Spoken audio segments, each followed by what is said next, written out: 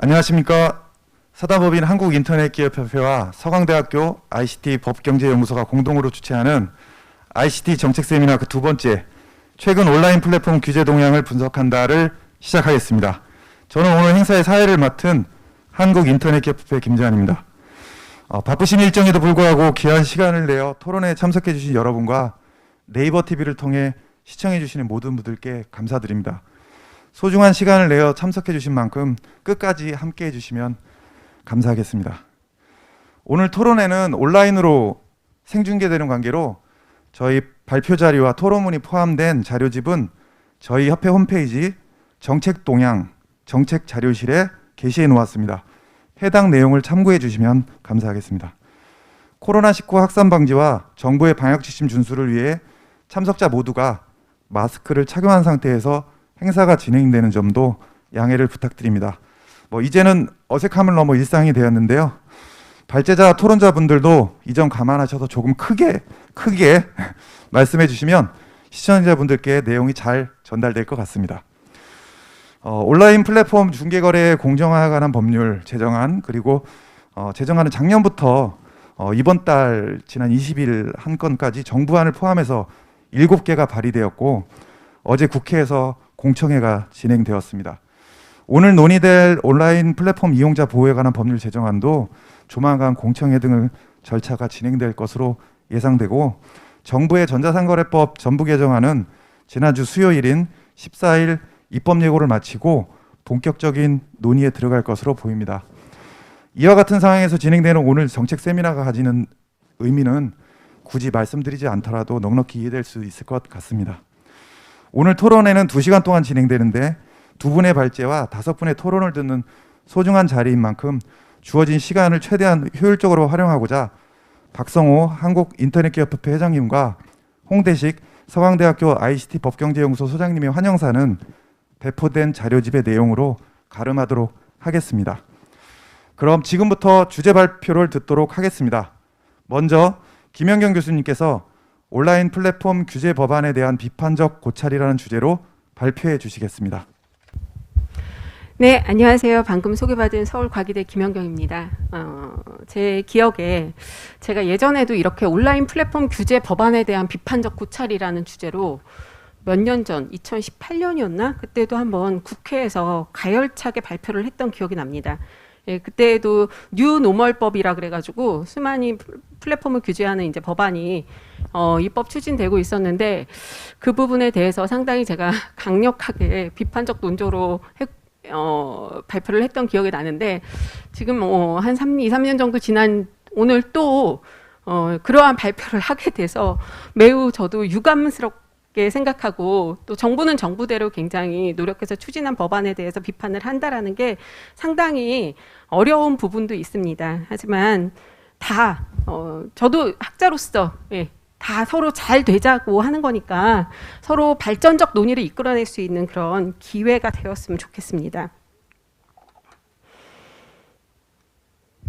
네, 연구의 배경 및 필요성은 특별히 말씀드릴 게 없고 목차는 다음과 같습니다. 저는 여기서 온라인 플랫폼 서비스의 특성과 기본 규율 방향에 대해서 여러분들이 조금 관심을 가져줬으면 좋겠습니다.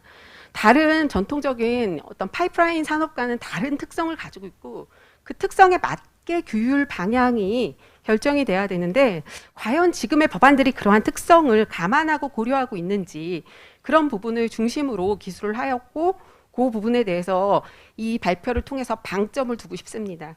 그럼 세 번째는 이제 법안에 대한 주요 내용과 쟁점을 다루었고, 네 번째 이러한 법안들이 과연 타당한가를 검토하고 마무리하였습니다. 연구의 배경 및 필요성은 여러분들이 다 잘 아시는 부분입니다. 이미 코로나 시대에 온라인 플랫폼 중요성이 증대됐다라는 건 두말하면 잔소리고, 미국의 가파 기업들의 어떤 플랫폼 서비스 독주가 더 심해졌다. 그래서 거기 견제해야 된다라는 그런 필요성이 제기되고 있다.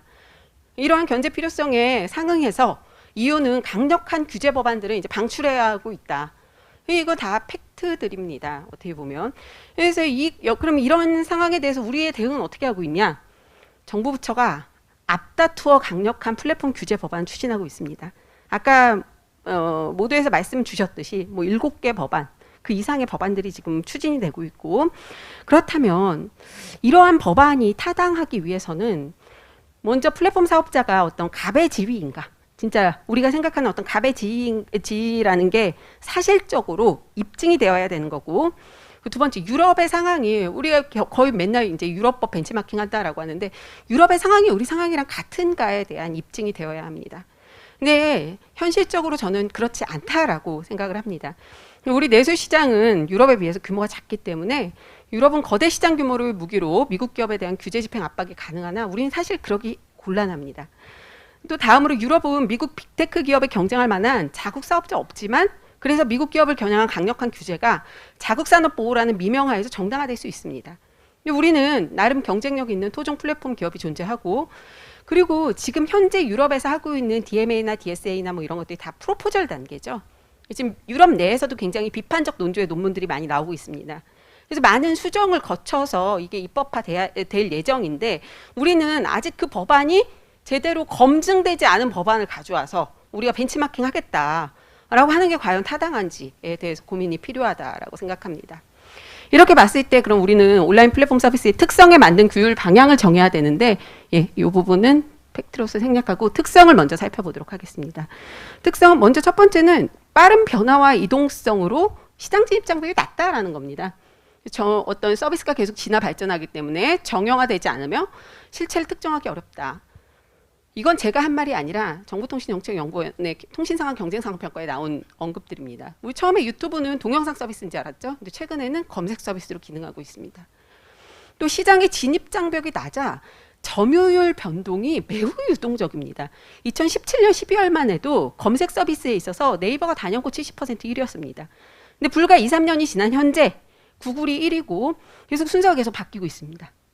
SNS 같은 경우는 완전히 바뀌었죠. 2017년도에 페이스북, 인스타, 트위터, 유튜브였는데 지금은 유튜브, 페이스북, 트위터, 인스타니까 순서 완전히 바뀌었죠. 불과 2, 3년 사이에 계속 엎치락뒤치락 순서 바뀌고 있습니다. 점유율 자체가. 그렇기 때문에 서비스 고착 효과가 의문인데 이 부분은 뒤에 가서 좀 더 자세히 다루도록 하겠습니다. 두 번째 특성은 여러분들 당연히 알고 계신 이제 양면 시장, 다면 시장이다라는 거. 다면 시장의 특성이 뭐냐? 시장 지배력 판단하기가 곤란하다라는 겁니다. 그래서 다면적 플랫폼 사업자의 경우 일반적으로 단면 사업자와 비교해서 시장 지배력을 갖기가 어렵다. 양면 시장이라는 구조 자체가 시장 점유율이 높은 사업자의 가격 인상을 억제할 수 있는 메커니즘 부분적으로 포함하고 있기 때문에 실질적으로 그 내부적으로 시장 지배력 억제가 자체적으로 가능할 수 있다. 이건 제가 한 말이 아니라 이미 학자들이 논문을 통해서 밝힌 이야기입니다. 다면적 플랫폼 시장에서 경쟁하는 기업의 경우에 시장 점유율은 그렇기 때문에 시장 점유율을 시장 지배력의 대리 지표로 삼는 것은 이건 바람직하지 않다라는 겁니다. 근데 우리는 모든 법안들이 지금 점유율을 곧 지배력과 지금 동일시하고 있죠. 온라인 플랫폼 시장에서. 법안들이 그걸 전제로 해서 지금 입법화를 시도하고 있습니다. 이거는 바람직하지 않다라는 거고. 또 세 번째 특징은 멀티호밍, 즉 경쟁 장악성 판단이 어렵다는. 멀티호밍이라는 건 여러분들 잘 아시다시피 저희가 배달앱만 쓰더라도 배민, 요교, 쿠팡이츠 여러 개 동시에 쓰죠. 그리고 동시에 쓰는 데 있어서 그 전환 비용이 거의 제로에 가깝습니다. 전환 비용이 높은 산업이 있어요. 예를 들어서 우리가 휴대폰을 바꾸려고 그런다. 안드로이드 기반에서 뭐 iOS 기반으로 바꾸려고 그런다. 100만 원 이상 듭니다. 전환 비용이. 근데 그거하고 다르게 온라인 플랫폼 시장은 거의 전환 비용이 들지 않는, 그렇기 때문에 멀티호밍 상태라면은 경쟁이 유효하게 일어나고 있다라고 보는 겁니다. 그래서 이러한 상황에서 어떤 멀티호밍은 다면 시장에서 네트워크 효과에 따른 고착, 서비스 고착 효과의 발생 가능성을 거의 제거하는 것으로 평가되고 있고, 그리고 네이버 스마트 스토어를 운영하는 입점업체의 약 92%가 멀티호밍을 하고 있다라고 나와 있습니다. 그리고 또 너무나 어제 아까 말씀하셨듯이 그 공정위 법안에 대한 공청회가 열렸는데 제가 공청회 자료를 보니까 이렇게 돼 있어요. 배민의 갑질에 살 수가 없다. 이렇게 돼 있는데 우리나라는 굉장히 재밌는 게 배달앱 시장에 그냥 일반 배민, 요기요, 쿠팡이츠 뭐 여러 플랫폼들이 있는데 그 기업들뿐만 아니라 공공까지 뛰어들었습니다. 그래서 경기도 공공배달앱이 벌써 거래액 150억 돌파, 뭐 양평의 공공배달앱, 군산시 지자체가 지금 공공배달앱 사업을 적극적으로 하고 있거든요. 정부가 배달앱 시장에 뛰어들어서 정부가 멀티호밍을 지금 주도하고 있는데 이런 상황에서 과연 배민이 독점력을 행사할 수 있는 상황인지에 대해서 한번 의문 제기하고 싶습니다. 그리고 플랫폼 시장의 특성은 이제 군집 시장이다라는 거죠. 하나의 플랫폼에서 여러 가지 서비스를 동시에 제공하기 때문에 모든 산업이 다 관련이 됩니다. 그래서 예를 들어 뭐 페이스북이나 구글, 뭐 스포티파이 이런 데는 주로 디지털 컨텐츠를 거래하긴 하지만 아마존, 우버, 에어비앤비 이런 데는 전통적인 제품과 서비스를 판매하죠. 그렇기 때문에 모든 부처와 관련이 되고 결국은 기존의 전통 산업과 관련된 이슈 갈등 요인에서 부처 간의 어떤 양립이 있게 될 수밖에 없습니다. 그리고 뭐 글로벌 경쟁성, 탈영특성 이 부분은 뭐 더 이상 설명이 필요 없을 것입니다. 그래서 이제 각종 입법에서 나오고 있는 게 역외 적용 규정이죠. 이 법을 해외 기업자한테도 적용하겠다. 해외 기업에게도 적용해서 어떤 규제 형평이 이루어지게 하겠다라고 하는데 이게 지금 현실적으로 얼마나 가능한지에 대해서는 많은 의문이 제기되고 있습니다. 그 다음 특성은 이제 네트워크 영향성입니다. 플랫폼 서비스는 인터넷망에 대한 정책이 그대로 플랫폼 서비스에 영향을 미치게 됩니다. 그래서 망이 끊기면 플랫폼 서비스는 뭐 더 이상 할 수가 없는 거죠. 또 망에 대한 접속 사용료가 비싸다. 그러면 플랫폼의 어떤 경영 여건에 영향을 줄 수밖에 없고 이런 것들, 그래서 망의 영향성을 받는 산업이다라는 것들을 어떤 규범을 설정할 때 이러한 속성들이 반영될 필요가 있습니다. 그래서 이러한 특성들이 에 미쳐 봤을 때 규범의 방향은 어떻게 돼야 되냐? 첫 번째, 사전적 규제가 신중해야 된다라는 겁니다. 이게 공공성이 강한 서비스가 아니라 계속 혁신적으로 바꿔진 시장의 어떤 역동성이 존중돼야 되기 때문에 시장에 그 시장 참여자가 준수해야 할 사항을 미리 사전에 규정하는 것은 바람직하지 않다. 그건 나중에 기술 혁신을 저해하고 빠른 변화 이동에 제약을 줄 수 있다. 그래서 사전적 규제는 신중해야 된다라는 게 하나의 규율 방향이고, 두 번째 이제 아까 전부처성이 의미하듯이 다부처 과다 중복 규제가 나올 수밖에 없습니다. 이거는 지양되어야 한다. 이미 과정부, 방통위, 문화부, 공정위, 중소벤처부 또 다면시장 특성에 따라 부동산 혹은 차량을 매개하는 경우에는 국토부, 산업부까지 관련되게 됩니다. 그러면 관료주의의 속성상 부처의 해당 영역을 자기 소관으로 공고히 하기 위해서 노력할 것이고 이게 파킨슨 법칙이죠. 공무원들이 제일 싫어하는 파킨슨 법칙입니다. 그렇기 때문에 법률을 통해서 자신의 소관을 다지려는 노력을 하게 됩니다. 이게 결국은 관료주의고 관료주의 폐해로부터 부처 간의 어떤 불합리한 경쟁적 규제 신설이 나올 수밖에 없는데 플랫폼의 속성상 이거를 지양하는 방안이 오히려 정부의 메커니즘에 필요하지 않나라는 생각이 듭니다. 뿐만 아니라 경쟁 자체가 글로벌 경쟁을 하기 때문에 글로벌 경쟁상에 고려돼야 된다. 그래서 갈라파고스적 규제는 신중해야 되고 역외 적용은 집행 가능성을 따져봐야지 무조건 법에다가 넣는다고 되는 게 아니다. 이러한 세 가지 방향에 비추어 봤을 때 현재 이용자보호법안, 즉 전해수구 의원 법안 또는 방통위 법안이라고 말하는 것들이 어떤 쟁점을 가지고 있는지 살펴보도록 하겠습니다. 제가 굉장히 안타까운 점이 뭐냐면 이 전해수구 의원 법안, 즉 방통위 법안을 비판하는 게 곧 공정위 법안을 지지하는 거다라는 말도 안 되는 오해가 야기될까 봐 상당히 그 부분에 대해서 강조하고 싶습니다. 이게 공정위 자료인데 이용자보호법, 그 방통위 법안과 공정위 법안이 이렇게 중복된다라는 걸 보여주는 겁니다. 그럼 제가 방통위 법안에 대해서 어떤 비판적 의견을 얘기한다면 그거는 똑같은 비슷한 내용을 가지고 있는 공정위 법안에도 그대로 적용되는 겁니다. 그래서 결론에서 말씀드리겠지만 온라인 플랫폼 규제 법안 전체에 대한 전면적 재검토가 필요하다라는 거지 특별히 지금 방통위 법안을 비판하고자 하는 것이 아님을 명확히 말씀드리고 싶습니다. 법적 성격은 생략하도록 하겠습니다. 근데 적용 범위는 어떤 사업자한테 적용할 거냐 문제입니다. 근데 이걸 법에서 어떤 대강의 기준을 정해놓지 않고 대통령령에 포괄 위임해놨습니다. 수범자 입장, 대통령령은 법률보다 개정이 훨씬 쉽죠. 그리고 잦은 개정이 일어납니다. ICT법의 특성이 뭐냐?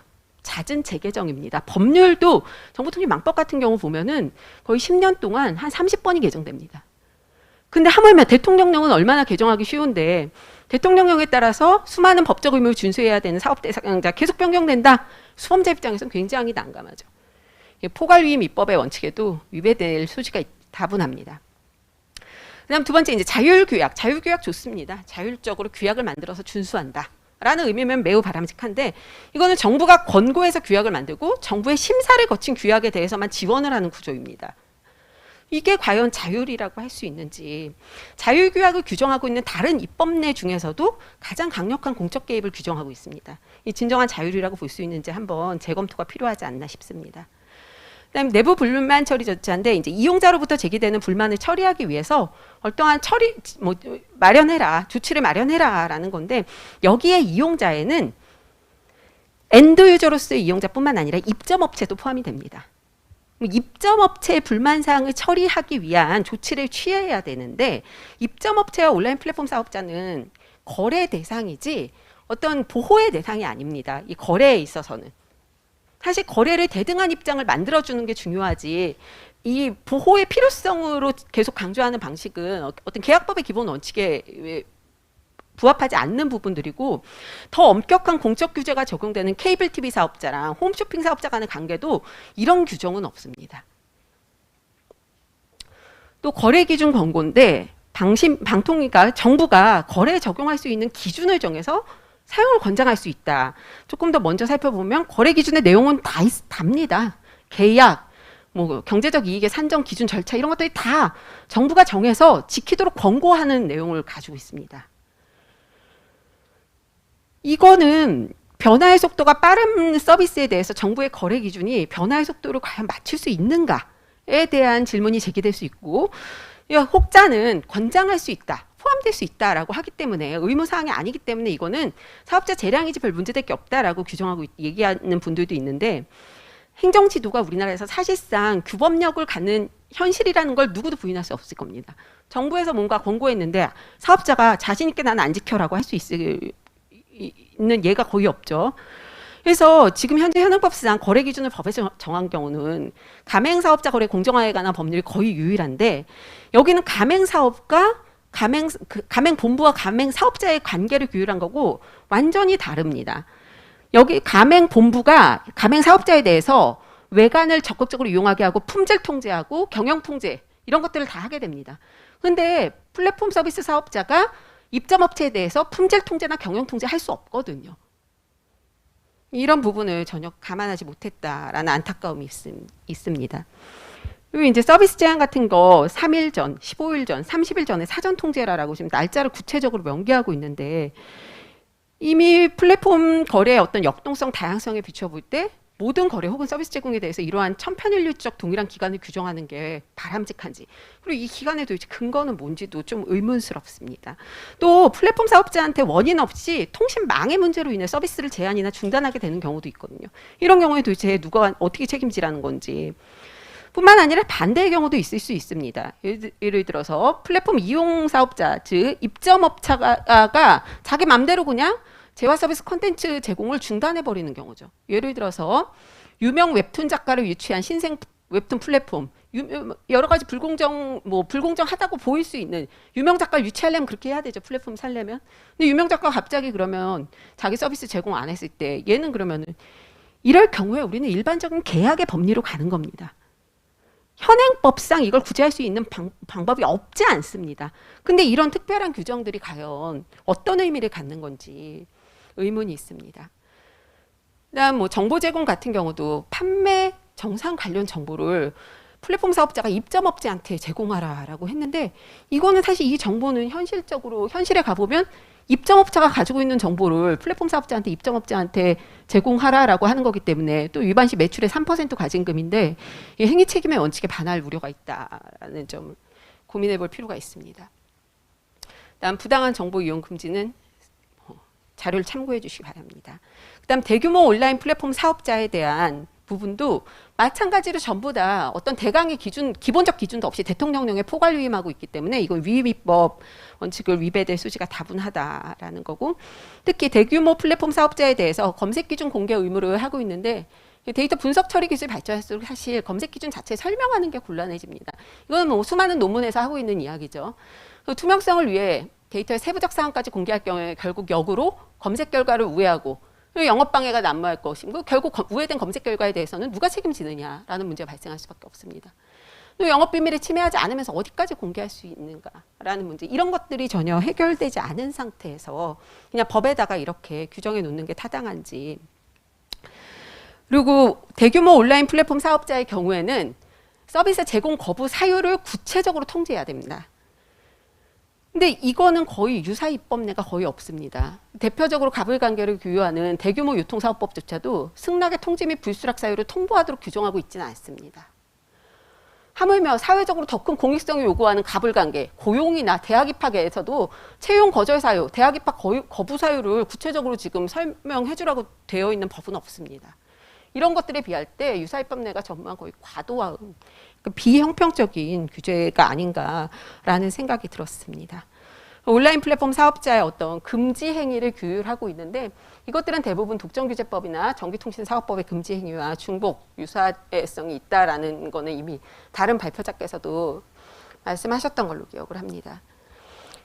뭐 이용약관 신고 같은 경우도 신고 자체로 법률행위가 완결되는 게 아니며 방통위가 보완을 요구하고 소급 적용 금지하는 도 실제로는 이제 인가처럼 운영될 우려가 있는데 약관에는 여러 가지를 정합니다. 거래 가격도 정하고 뭐 여러 가지 정하는데 이걸 시장이 아니라 정부가 이제 조율하게 될 경우에는 어떤 시장의 본질에 어긋나게 될 우려가 있고 뭐 연대 책임, 데이터 전송 요구권, 결제 환불 뭐 이런 부분은 자료집을 참조해 주시기 바랍니다.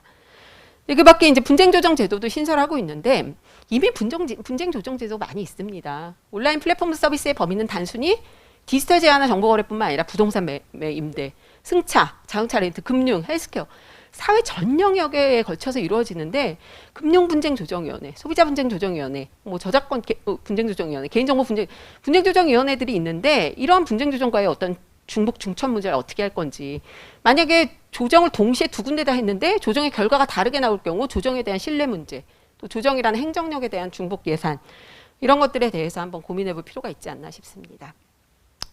또 사실조사, 실태조사에 대해서도 규정을 하고 있는데 이 부분은 행정조사입니다. 이건 행정조사이기 때문에 개인의 자유와 권리를 침해할 가능성이 높아서 필요 최소한도에 그쳐야 되는 게 원칙입니다.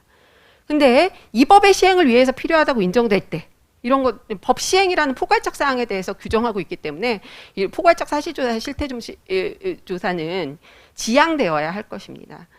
그리고 사실 전기통신사업법상 부가통신사업자에 대한 실태조사 규정이 있는데 이 부분과도 중복되는 부분이 있고 또 이제 국내 사업자에 대한 차별적 적용으로 귀결될 우려가 있다.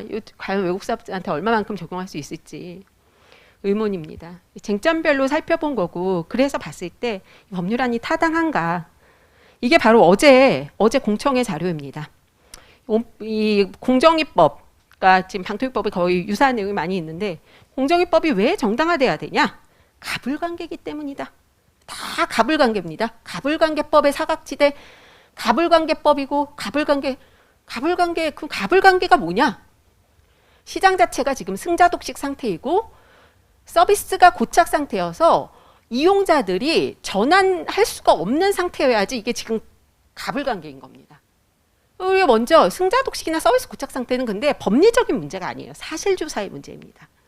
이런 부분에 대해서 사실조사 제대로 되었냐 살펴볼 필요가 있습니다. 저는 우선 아니다라는 거에 먼저 방점을 두고 싶습니다. 이렇게 승자독식이나 고착 상태인지를 판단하는 기준이 있습니다. 이 네 가지인데 먼저 안정적 경쟁이 이루어지고 있지 못하다. 즉 멀티호밍이 부족하다. 그러면 이거는 뭐 승자독식 상태다라고 볼 수 있습니다. 또 기술적 변화를 수용하지 못하고 있다. 그냥 한 가지 기술 독점하고 있다 계속. 이거는 승자독식 상태입니다. 네트워크 효과 발생하고 있다. 승자독식 상태에 가깝죠. 제품의 차별화가 이루어지지 못하고 있다. 왜 기술적 변화 수용을 못하니까 제품의 차별화가 이루어지지 못하고 이거 승자독식 상태입니다. 이 네 가지 기준에 지금 우리 시장 상황이 부합한지 살펴보면 그렇지 않다라는 겁니다. 현존하는 기업 간에는 여전히 경쟁이나 멀티호밍이 이루어지고 있습니다.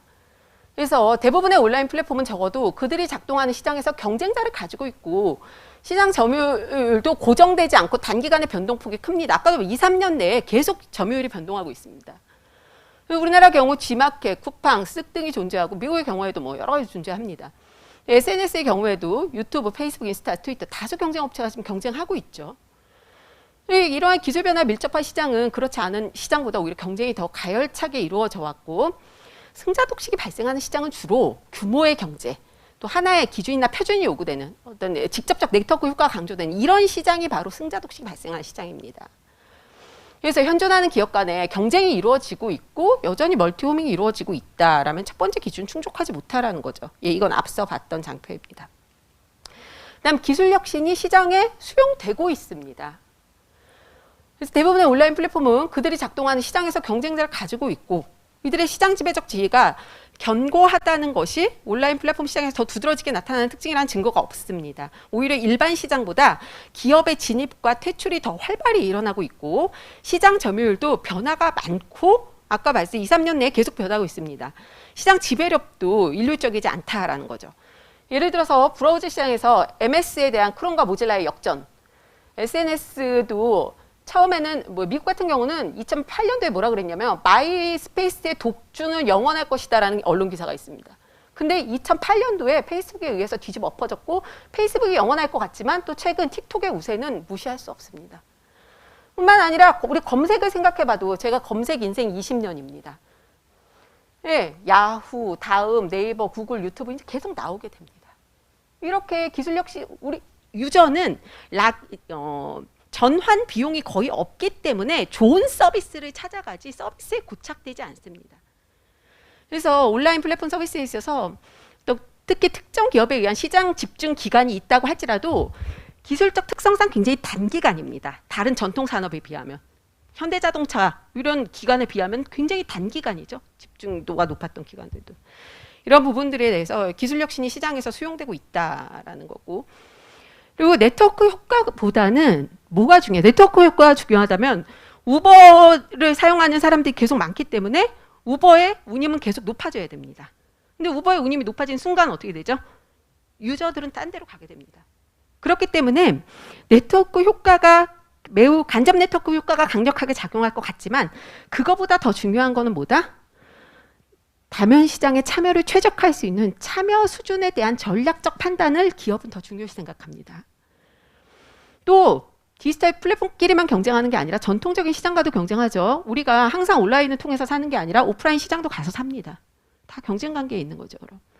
그다음에 자연 독점 시장이라고 불리는 조차도 기술 혹은 비용이 낮은 기업에 의해서 대체될 수 있다는 것을 우리가 뭐 철도를 비롯해서 또 AT&T를 비롯해서 뭐 유선에서 무선으로 해서 여러 역사적 사례를 통해서 알 수 있습니다. 이렇게 기술 혁신으로 인해서 결국은 제품 차별화를 가져오며 유저들은 더 좋은 제품을 향해서 이동하는 것이 서비스에 고착되어 있지 않습니다. 이 현재 시장 상황이 이렇게 승자 독식 또는 고착 상태라고 볼 수 없다라는 게 제 생각입니다. 또 두 번째 이제 아까도 말했어요. 과도한 사전 규제 신중해야 됩니다. 사전 규제라는 건 규제 행위를 사전에 정해놓고 금지하는 거죠. 신중해야 되는데 온라인 지금 현재 전기통신사업법상 진입 규제를 신고라는 가장 낮은 규제로 한 것도 이런 시장의 역동성을 존중하기 때문입니다. 그래서 자유로운 진입 퇴출이 오히려 부가서비스 산업의 발전을 촉진할 것이라는 취지인 건데 승자독식 고착 상태라고 가정하고 사전 규제를 강화한다면 이런 거에 대한 실증적 입증 없이 한다면 나중에 시장은 어떻게 되냐? 시장은 어떻게 되냐? 굉장히 왜곡되고 소비자 효용에도 부정적 영향을 미치게 될 것입니다. 먼저 첫 번째 어떤 현상이 발생하게 다양한 혁신적 서비스에 대한 간접적 진입 규제를 작용해서 시장의 다양성과 다변성을 훼손시킬 우려가 있습니다.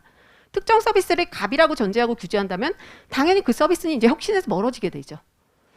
두 번째, 플랫폼 사업자들은 이제 이렇게 계속 사전 규제를 하게 되면은 시장 회피 또는 우회 전략으로 인해 오히려 이용 사업자, 입점업자의 거래가 위축될 수 있습니다.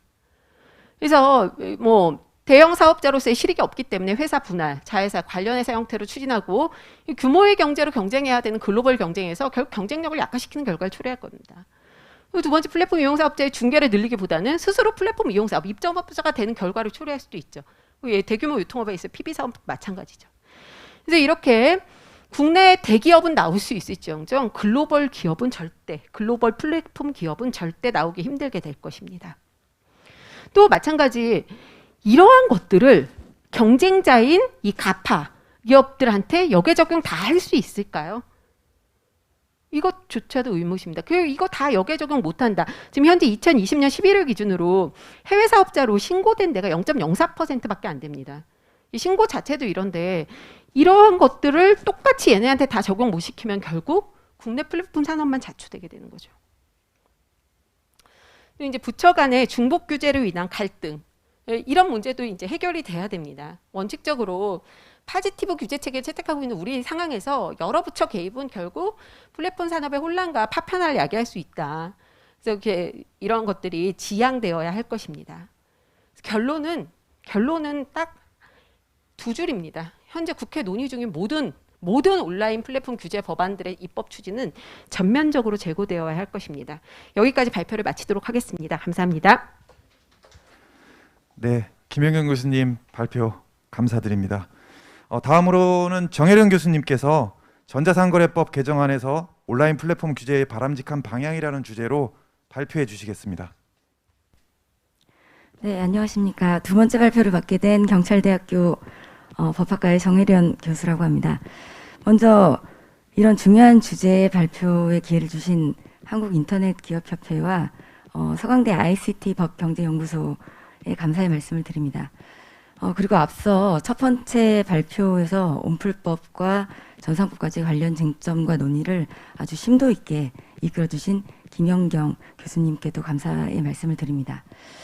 과거부터 데이터와 그 정보 법제는 꽤 발전된 양상을 띠고 있고 이에 발맞춰서 유럽도 관련 법제를 굉장히 완성을 시켜오고 있는데요. 이에 이제 탄생된 것이 GDPR입니다. 뭐 잘 아시겠지만 이에 대한 평가는 그런데도 불구하고 그렇게 좋지 않습니다. 유럽에서 미국 기업이 시장 지배적 지위를 막기에 그들의 독점화를 막기 실패를 했기 때문인데요. 이유는 곧 살펴보겠지만 이미 데이터와 관련된 그 플랫폼의 속성이 무엇보다도 데이터의 집적과 그 소유의 그 가속화를 요구하게 하는 데는 아주 최적화되어 있기 때문입니다.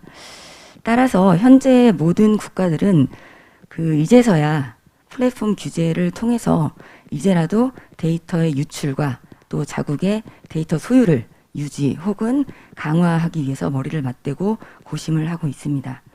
이러한 시점에서 작년에 우리는 이제 온풀법을 제안을 했고 그리고 또 올해에 이어서 전상법 개정안이 나왔습니다. 이는 모두 데이터하고 플랫폼 이 두 개의 키워드와 직접적으로 연관이 되어 있기에 왜 이렇게 두 개념이 중요하고 또 연관이 되어 있으며 또 특히 이번 전상법 개정안에서 그리고 이 발표 안에서 제가 알고리즘 기반 광고 규제에 특히 왜 관심을 기울이며 또 중요하게 여겨야 하는지 그리고 이 규제가 또 어떻게 앞으로 이끌어져야 하는지에 대해서 이야기를 해보려고 합니다.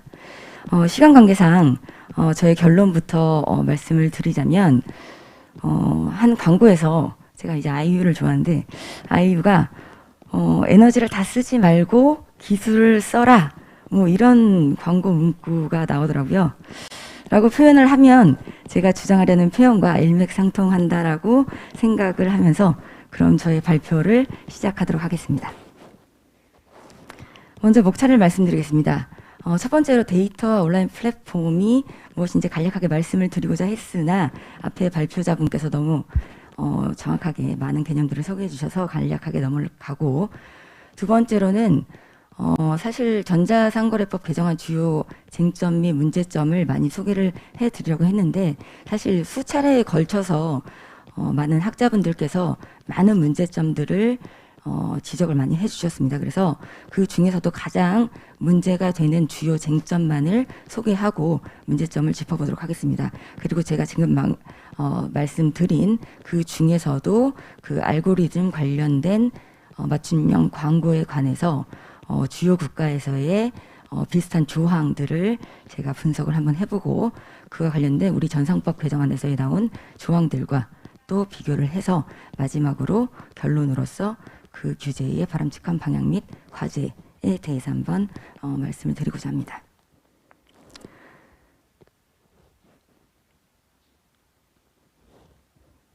네, 데이터의 속성 아까 전에도 김영정 교수님께서 많이 말씀해 주셨기 때문에 결국 이제 폴 로머의 신성장 이론에서도 나오고 또 4차 산업혁명 시대의 뭐 경제 작동 메커니즘 뭐 이런 데서도 알 수 있듯이 온라인 플랫폼에서 데이터는 끝없는 성장의 원동력입니다.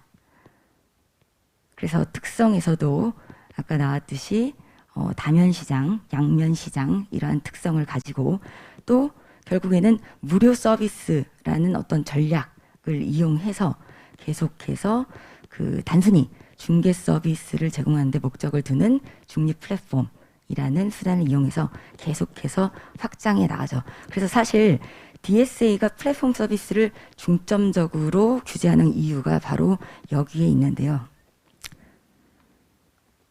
플랫폼 서비스는 다면 시장인데 그 다면 시장이란 간접적 네트워크 그리고 뭐 아까 나온 중개 서비스 시장 그래서 네트워크 효과도 아까 설명해 주셨고 그래서 그 이용자들 간에 그 효과를 가지고 또 플랫폼 서비스의 구매 후기 같은 영향력을 주면서 그 규모가 커질수록 효용을 얻게 되고 결국 그 쏠림 현상으로 인해서 급격하게 그 티핑 현상을 가지고 소수 거대 플랫폼이 결국 시장을 장악하는 그런데 그 장악한 플랫폼이 결국에는 그 독점화를 계속 유지하기 위해서 그 재료를 사용하게 되는 그것이 바로 데이터.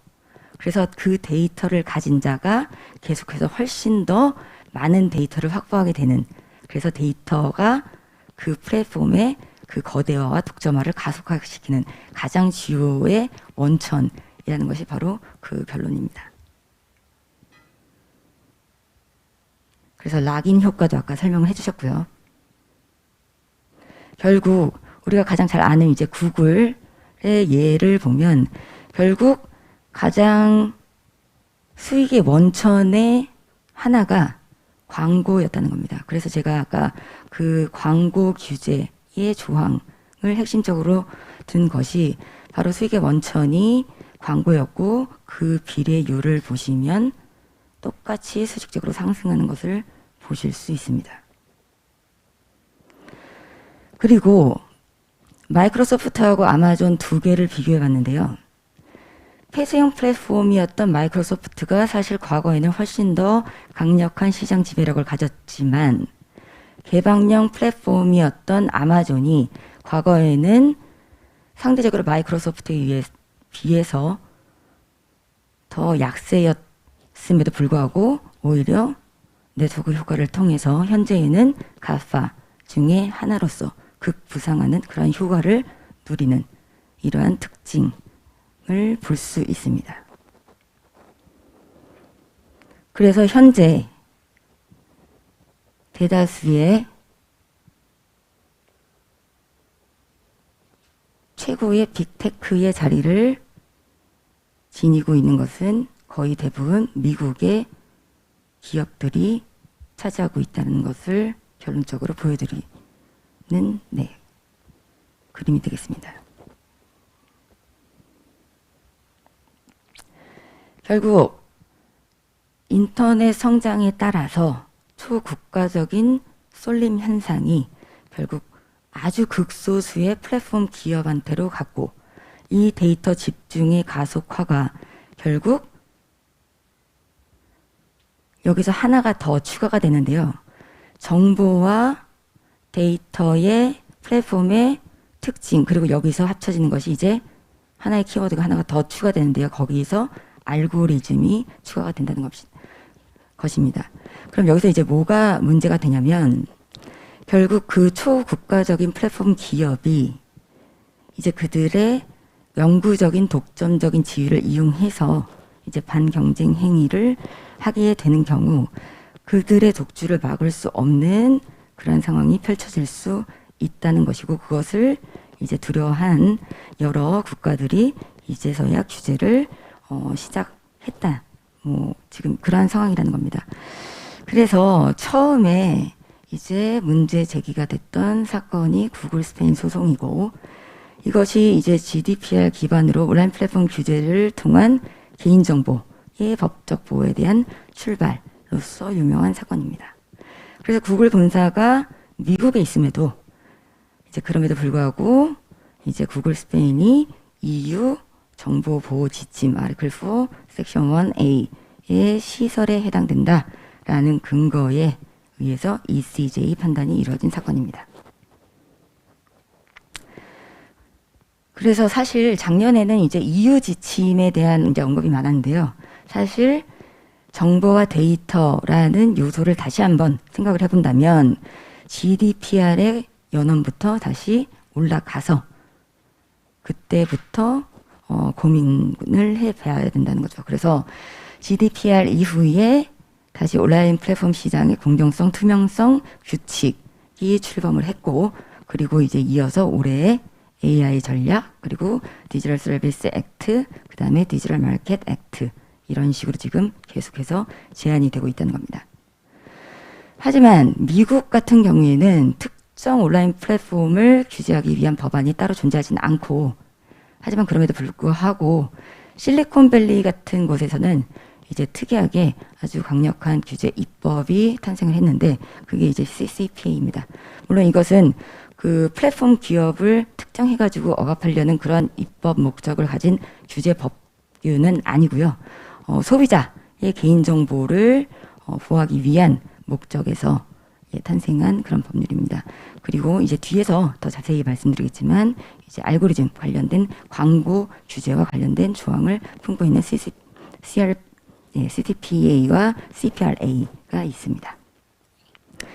일본과 중국도 마찬가지로 작년에 이제 특정 플랫폼 규제를 위해서, 그리고 그 산업을 육성하기 위한 목적으로 특정 법안을 발의를 했고, 또 중국도 이제 그 자국의 플랫폼 기업을 육성하기 위한 목적에서 특정 따로 이제 플랫폼 법안을 발의하지는 않았지만 그런 목적에서 그 전자상거래법을 운영하고 있습니다.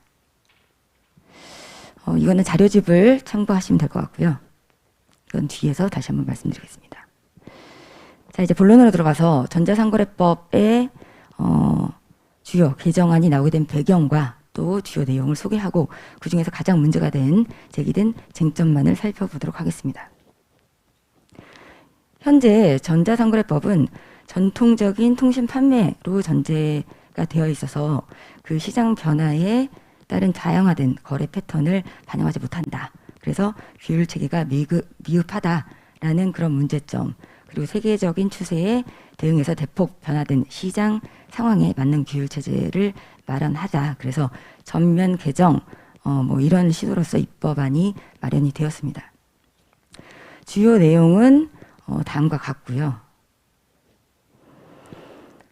그래서 보면 이제 일본 그 사이토 마사이로 논문에 따르면, 일본 학계는 통신 판매 중개자를 업무 유형에 따라서 거래 관여, 정보 제공, 장소 대여형으로 구분하고 있는데, 우리 학계도 이러한 구분을 따르는 양상입니다.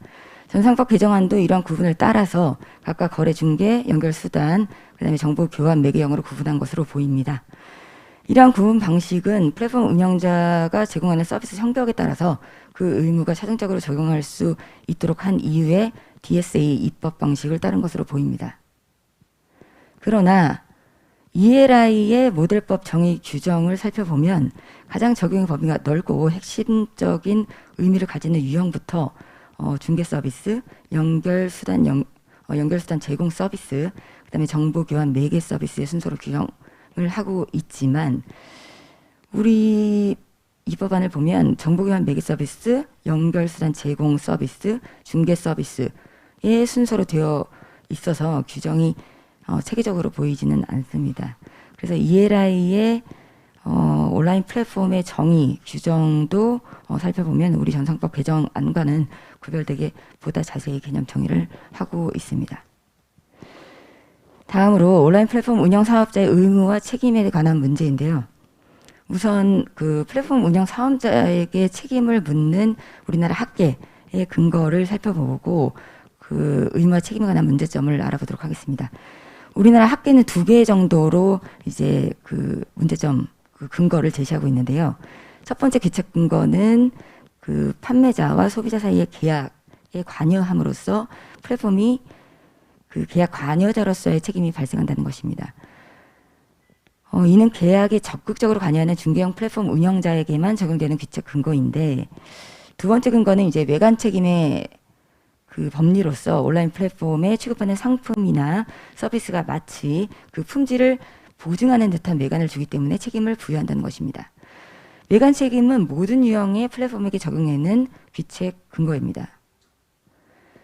개정안 30조의 준용 규정은 정보 교환 매개형 플랫폼 운영자에게 제20조의 의무를 부담하게 합니다.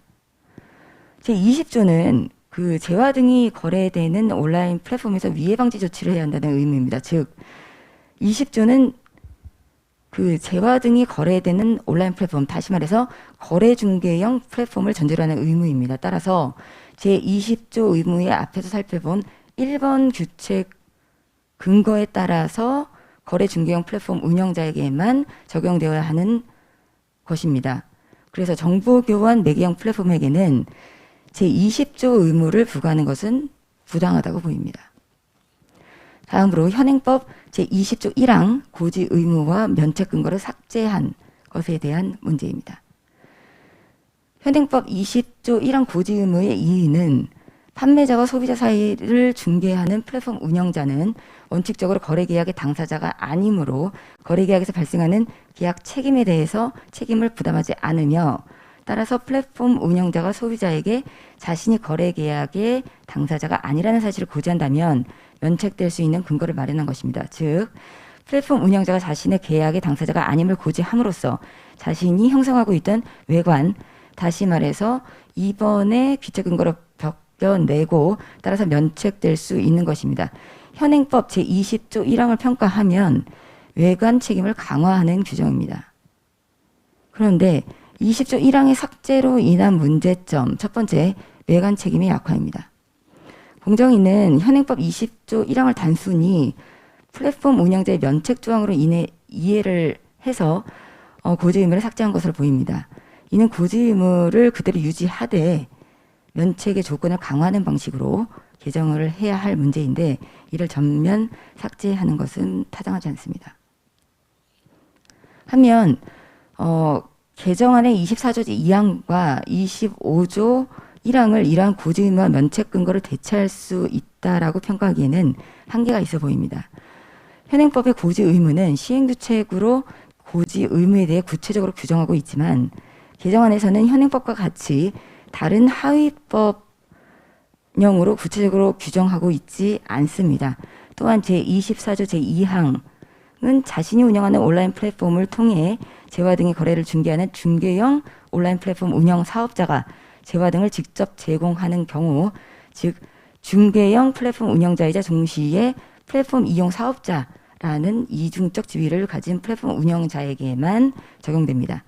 이를 반대 해석하면 오로지 중개만을 하는 플랫폼 운영자는 개정안의 24조 2항과 25조 제1항의 적용도 받지 않게 됩니다. 그 결과 온라인 플랫폼의 외관 책임이 인정되는 범위는 대폭 축소됩니다. 마지막으로 개정안 제25조 제4항의 규정 실익에 관한 의문입니다. 25조 제4항에 규정된 청약의 접수, 대금 수령, 결제, 대금 환급 등은 이미 플랫폼 운영자 자신의 고유한 의무입니다. 따라서 이를 위반한 경우 계약법상 일반 원칙에 의해서 해당 플랫폼 운영자에게 귀책이 있고, 이를 굳이 법률로 규정해야 할 필요는 없어 보입니다. 전자상거래법은 특별법으로서 다른 법률과의 적용에서 우선 적용을 전제합니다. 게다가 처벌 규정을 가지고 있기 때문에 처음부터 자신이 후범 대상이 되는 것인지에 대한 불확실성으로 시작하게 된다는 것은 시장에 매우 혼란을 가중시키는 것으로서 바람직하지 않습니다. 가장 중요하게 다루고 싶은 내용이지만 지금 다루고자 하는 조항인 알고리즘을 이용한 광고에 대한 규제를 본 전자상거래법 개정안에 담은 것도 이 같은 맥락에서 가장 기본적으로 전제가 되어야 할 정의 규정에서부터 문제점을 아는 채로 개정안을 시작한다는 것에 대한 불안과 그 부정적인 효과 때문입니다. 무엇보다 중요하게 고심해야 할 법적, 기술적 규제의 부분을 심도 있게 살펴봐야 하기 때문입니다. 다음은 전자상거래법 개정안에서 알고리즘 기반의 맞춤형 광고에 관한 조항에 관한 논의를 보다 자세히 살펴보기 위해서 해당 조항하고 관련이 있는 주요국의 입법을 알아보도록 하겠습니다. 먼저 프로파일링 광고 개념을 가장 먼저 소개하고 있는 EU의 GDPR, 그리고 우리 전상법 개정안의 규정과 매우 흡사한 내용의 DSA 규정을 살펴보고, 소비자 개인정보, 그 다음에 데이터 보호를 매우 효율적으로 활용하고 있는 미국의 법제를 살펴보도록 하겠습니다. 그리고 마지막으로 전산법 개정안에서 해당 규정을 살펴보고 각 규정을 비교 분석해서 그 의미를 살펴보도록 하겠습니다. EU GDPR에서는 다음과 같이 15조 1항 H의 프로파일링이라는 이제 개념을 처음 사용하였습니다. 그리고 관련 조항 등 또 35A 보면 프로파일링 등 자동화된 처리에 근거한이라고 해서 나름 자세하게 프로파일링에 대한 개념 정리를 하는 것이 보입니다. DSA에서도 마찬가지로 24조 온라인 광고의 투명성이라고 해서 각각의 광고에 대해 이용자가 해당 정보가 광고라는 사실, 광고주, 해당 광고가 노출되는 이용자를 결정하는 데 사용된 주요 매개 변수 등 정보를 명확히 실시간으로 확인할 수 있도록 해야 함이라는 내용을 품고 있습니다. 추천 시스템, 추가적인 온라인 광고 투명성 등의 내용을 갖고 있습니다. 이어서 CCPA입니다. CCPA는 캘리포니아에서 사업을 수행하고 있는 그 사업자에게 그리고 그 캘리포니아 주민, 시민의 정보를 처리하는 자에게 적용되는 법률입니다. 특징은 5가지 권리를 보장하고 사업자는 소비자가 정보 열람 청구, 정보 공개 요구 등을 했을 때에 이런 수단을 용이하게 해야 된다라는 내용을 포함하고 있습니다. 여기에 추가해서 CCPA 2.0 버전이라는 CPRA는 사업자의 준수 의무를 대폭 강화하는 그런 내용의 입법. 그래서 23년 1월 1일부터 시행될 예정입니다. 적용 대상은 총 수입이 2,500만 달러 이상, 그래서 총 매출의 50% 이상에 해당되는 경우, 그래서 개인정보 매출 산정 시 판매를 포함한 경우인데 CPRA는 공유로 인한 매출도 포함한다는 것이 차이점입니다. 주요 내용으로는 여기 보시면 프로파일링 개념을 처음으로 도입했다는 것이 특징이고요. 그래서 정의 규정은 이렇게 나와 있습니다.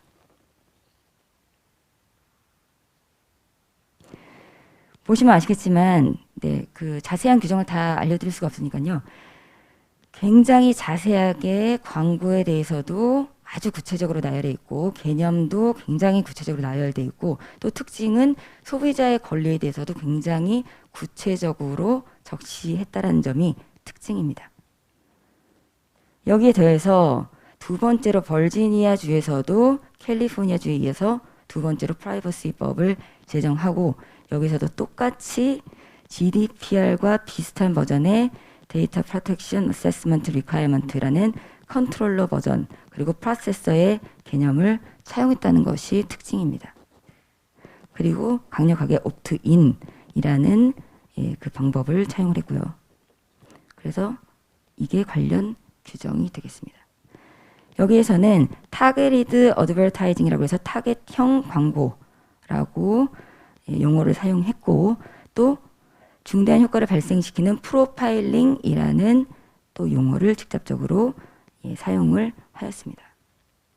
그래서 종합적으로 정리를 하면 GDPR, CCPA, CPRA, 그다음에 VCDPA까지 보호 대상과 수범자 그리고 공통된 권리, 오류 수정권 그리고 프로파일링에 대한 거부권 그다음에 개인정보 이용에 대한 제한 차별 금지 의무 대부분 비슷한 수준의 내용을 품고 있습니다. 하지만 이제 차이점은 굉장히 단계적으로 수범자를 나눴다는 것이 이제 그 DSA 우리나라 전산법 개정안에 관련 규정은 16조와 18조가 되겠습니다. 18조에서 제3항 맞춤형 광고라고 해서 단어가 그 개념이 나오는데 지금까지 그 비교한 것들과 지금 앞서 비교한 그 입법의 내용과 대상과 어떤 그런 것들과 비교해 봤을 때 굉장히 좀 모호하고 구체적이지 않고 굉장히 추상적인 것이 보입니다. 비교를 하면 DSA와 CPRA와 우리 전상법을 비교해 놓은 표입니다. 정부 주체와 수범자 규제 방식 그리고 공개 의무를 보시면 수범자에서도 DSA는 이제 단계별로 그리고 CPRA와 우리 전상법 아직 우리 전상법에서는 지금 아까 정의 규정과 개념에서도 알 수 있었듯이 아직 그 수범 대상이 모호하고 확정되지 않은 상태이고요. CPRA는 굉장히 구체적이고 매출액이나 이용자 수 그리고 유럽의 경우에는 심지어 그 굉장히 단계별로 그리고 굉장히 오랜 기간 동안 여러 버전으로 나뉘어서 굉장히 차등적으로 규제의 범위를 나눠놨고요.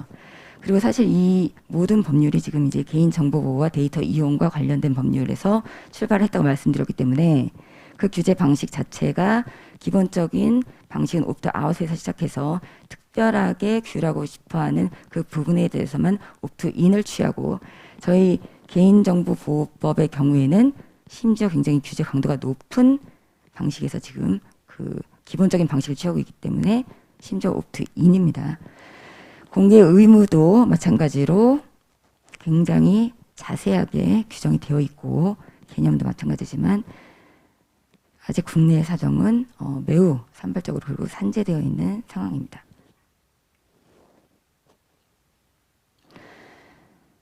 그래서 그 평가를 해보자면 우리 경우에는 보통 이제 그 거부 반응을 보이는 그런 문제가 되는 사건들은 이제 사생활 침해가 돼서 이제 개인정보가 누출돼서 SNS 등에 이제 본인의 이제 개인정보가 막 돌아다니는 경우 이런 것들이 이제 대부분을 차지를 하는데 반면 이제 우리 전상법 개정안 중에서도 이제 특히 이제 C2C 조항과 관련해서 고객의 개인정보를 제공해야 하는 것과 관련된 문제가 사실은 가장 문제가 되고 이런 것들이 오히려 더 해당이 된다고 생각하는데요. 근데 이제 맞춤형 광고하고 관련해서는 미국의 규제 조항은 사실 이제 캘리포니아 소비자 권리를 특히 보장해 주거나 혹은 특정 기업에게 매우 유리할 수도 있고 그럼에도 불구하고 이제 규제를 계속 이제 준수하는 데 있어서 비용이 너무 많이 든다는 논란이 현재에도 계속되고 있습니다. DSA 법안 같은 경우에는 이제 빅테크 기업의 의무 준수 사항에 대해서 기존 이제 뭐 DPO 제도라든지 맞물리는 준수 사항과의 이중적인 어떤 책임 의무 준수 내용들에 기존의 준수 사항들이 있던 내용들에 비슷하거나 아니면 조금 더 추가된 형태로 운영되고 있다라는 그런 여러 가지 종합적인 사항들을 감안을 한다라면 우리도 이와 같은 내용과 기준에 대해서는 좀 더 구체적으로 살펴보아야 할 것 같습니다. 특히 우리 개인정보보호법은 유럽과 미국보다도 그 규제 강도가 훨씬 높은 수준이고 현재 또 이제 데이터 3법이 통과된 상황에서 데이터를 활용한 새로운 시장 개척과 맞물린 이때의 기술과 또 산업 육성이라는 핵심적인 기술인 AI를 적극 활용해서 데이터를 축적할 수 있는 상황이라는 점을 감안한다면 보다 일본과 같이 산업진흥과 공정한 시장 조성 등의 요소를 모두 고려할 수 있는 그러한 접근 방식이 필요할 것으로 생각됩니다. 마지막으로 결론입니다. 플랫폼에서 독자적으로 설정한 분리된 자율 규제는 당연히 투명성이 부족한 것이 사실입니다. 그게 한계고요. 플랫폼 자체의 이익 이외에 다른 참가자들이 이해관계를 적절히 반영하지 못하기 때문에 플랫폼 이용자와 제3자의 이익이 적절히 고려를 해야 되고 또 그것이 보장돼야 된다라고 핑크가 지적하기도 했습니다. 여기서 이제 메타 규제라는 개념이 나오는데요. 메타 규제란 그 플랫폼 이용자들에 대한 직접적인 규제가 아니라 플랫폼 사업자에 의해서 규제 가이드라인이 설정이 되는 겁니다. 정보 제공 의무 대신에 플랫폼 경제에서는 평판도 평가 시스템, 그러니까 이용 후기 시스템이 더 적합하게 기능할 수가 있는데 이때 정보 제공 의무 규제를 완화하는 것과 같은 그런 평판도 평가 시스템이 제대로 기능할 수 있는 안전장치를 마련하는 것이 전제가 되어야 하겠죠. 과도한 규제는 결국 온라인 플랫폼 그 사업 자체를 위축시킬 수 있을 것이라고 우려가 됩니다. 그래서 결국 미국에서도 CCPA 자체가 위헌 논란이 있는 거고요. 규제로 인한 비용이 최종적으로는 소비자에게 전가돼서 이런 것들이 전상법의 취지에 역행할 가능성이 존재합니다. 처벌 규정과 수범자의 혼란 이런 것들이 지금 야기될 수 있고요. 전상법은 온라인 플랫폼 사업자를 위축시키지 않는 수준에서 소비자의 권익을 보호할 필요가 있습니다. 일률적인 규제에서 탈피해서 플랫폼의 종류, 규모, 영향력에 따른 개별적인 규제가 필요하고 물론 이런 것들을 너무 자세하게 디테일하게 나열할 수 없으니까 소프트 로라는 기본적인 자세를 취하되 여기에서 기술을 탑재해서 법과 기술을 혼용하는 그러한 수정된 버전의 규제가 필요하다는 것이 저의 주장입니다. 그래서 동시에 이제 공공기관의 감시 기능을 활용하는 프로그램을 개발하는 API 이런 것들이 예가 될 수 있겠습니다. 따라서 플랫폼 내부에서는 자율 규제의 차원에서 기술을 활용한 규제 시스템을 적극적으로 개발하고 활용 가능하도록 검토를 하고 또 동시에 플랫폼 외부에서는 규제 당국과 또 관련 기관들이 관련 산업을 동시에 종합 분석함으로써 체계적으로 시장에 끼칠 영향들을 충분히 검토를 하고 그 타당성과 정당성을 획득하는 방향으로 이 투 트랙으로 접근하는 방식이 필요하다고 생각합니다. 앞서 언급한 것처럼 현재 데이터 관련 법제는 상대적으로 굉장히 연구가 많이 되고 또 그러고 있지만 이와 관련된 혹은 관련되어 있지만 새로 생성되어질 신시장에 대한 관련 법안에 대한 연구와 관심 그리고 그 신시장에서 얻게 될 경제적 효과 및 소비자 후생에 대한 중요도는 미흡한 것으로 생각이 됩니다. 알고리즘 광고 규제가 전상법 개정안의 한 규정이지만 이 규정 하나에서 올 엄청난 경제적 파급 효과를 생각해 본다면 속도는 진이되 좀 더 신중한 자세로 입법안을 바라보아야 할 것 같습니다. 그럼 이상으로 저의 발표를 마치겠습니다. 감사합니다.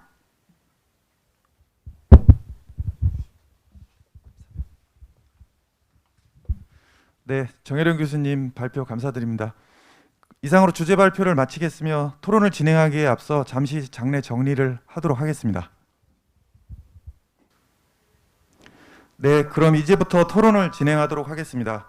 오늘 토론의 좌장은 서강대학교 법학전문대학원 교수님이시자 동대학 ICT 법경제연구소 소장님이신 홍대식 교수님께서 맡아주시기로 하셨습니다. 토론자에 대한 소개와 지금부터의 토론 진행은 홍대식 교수님께 부탁드리겠습니다.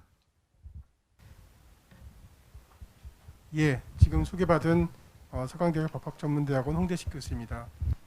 앞서 김영경 교수님과 정혜령 교수님께서 아주 값진 발표를 해주셨는데 이 시간에는 5분의 패널을 모시고 그 앞서 발표된 내용에 대한 토론과 아울러 최근에 논의되고 있는 온라인 플랫폼 관련된 법에 대한 일반적인 토론을 하도록 하겠습니다.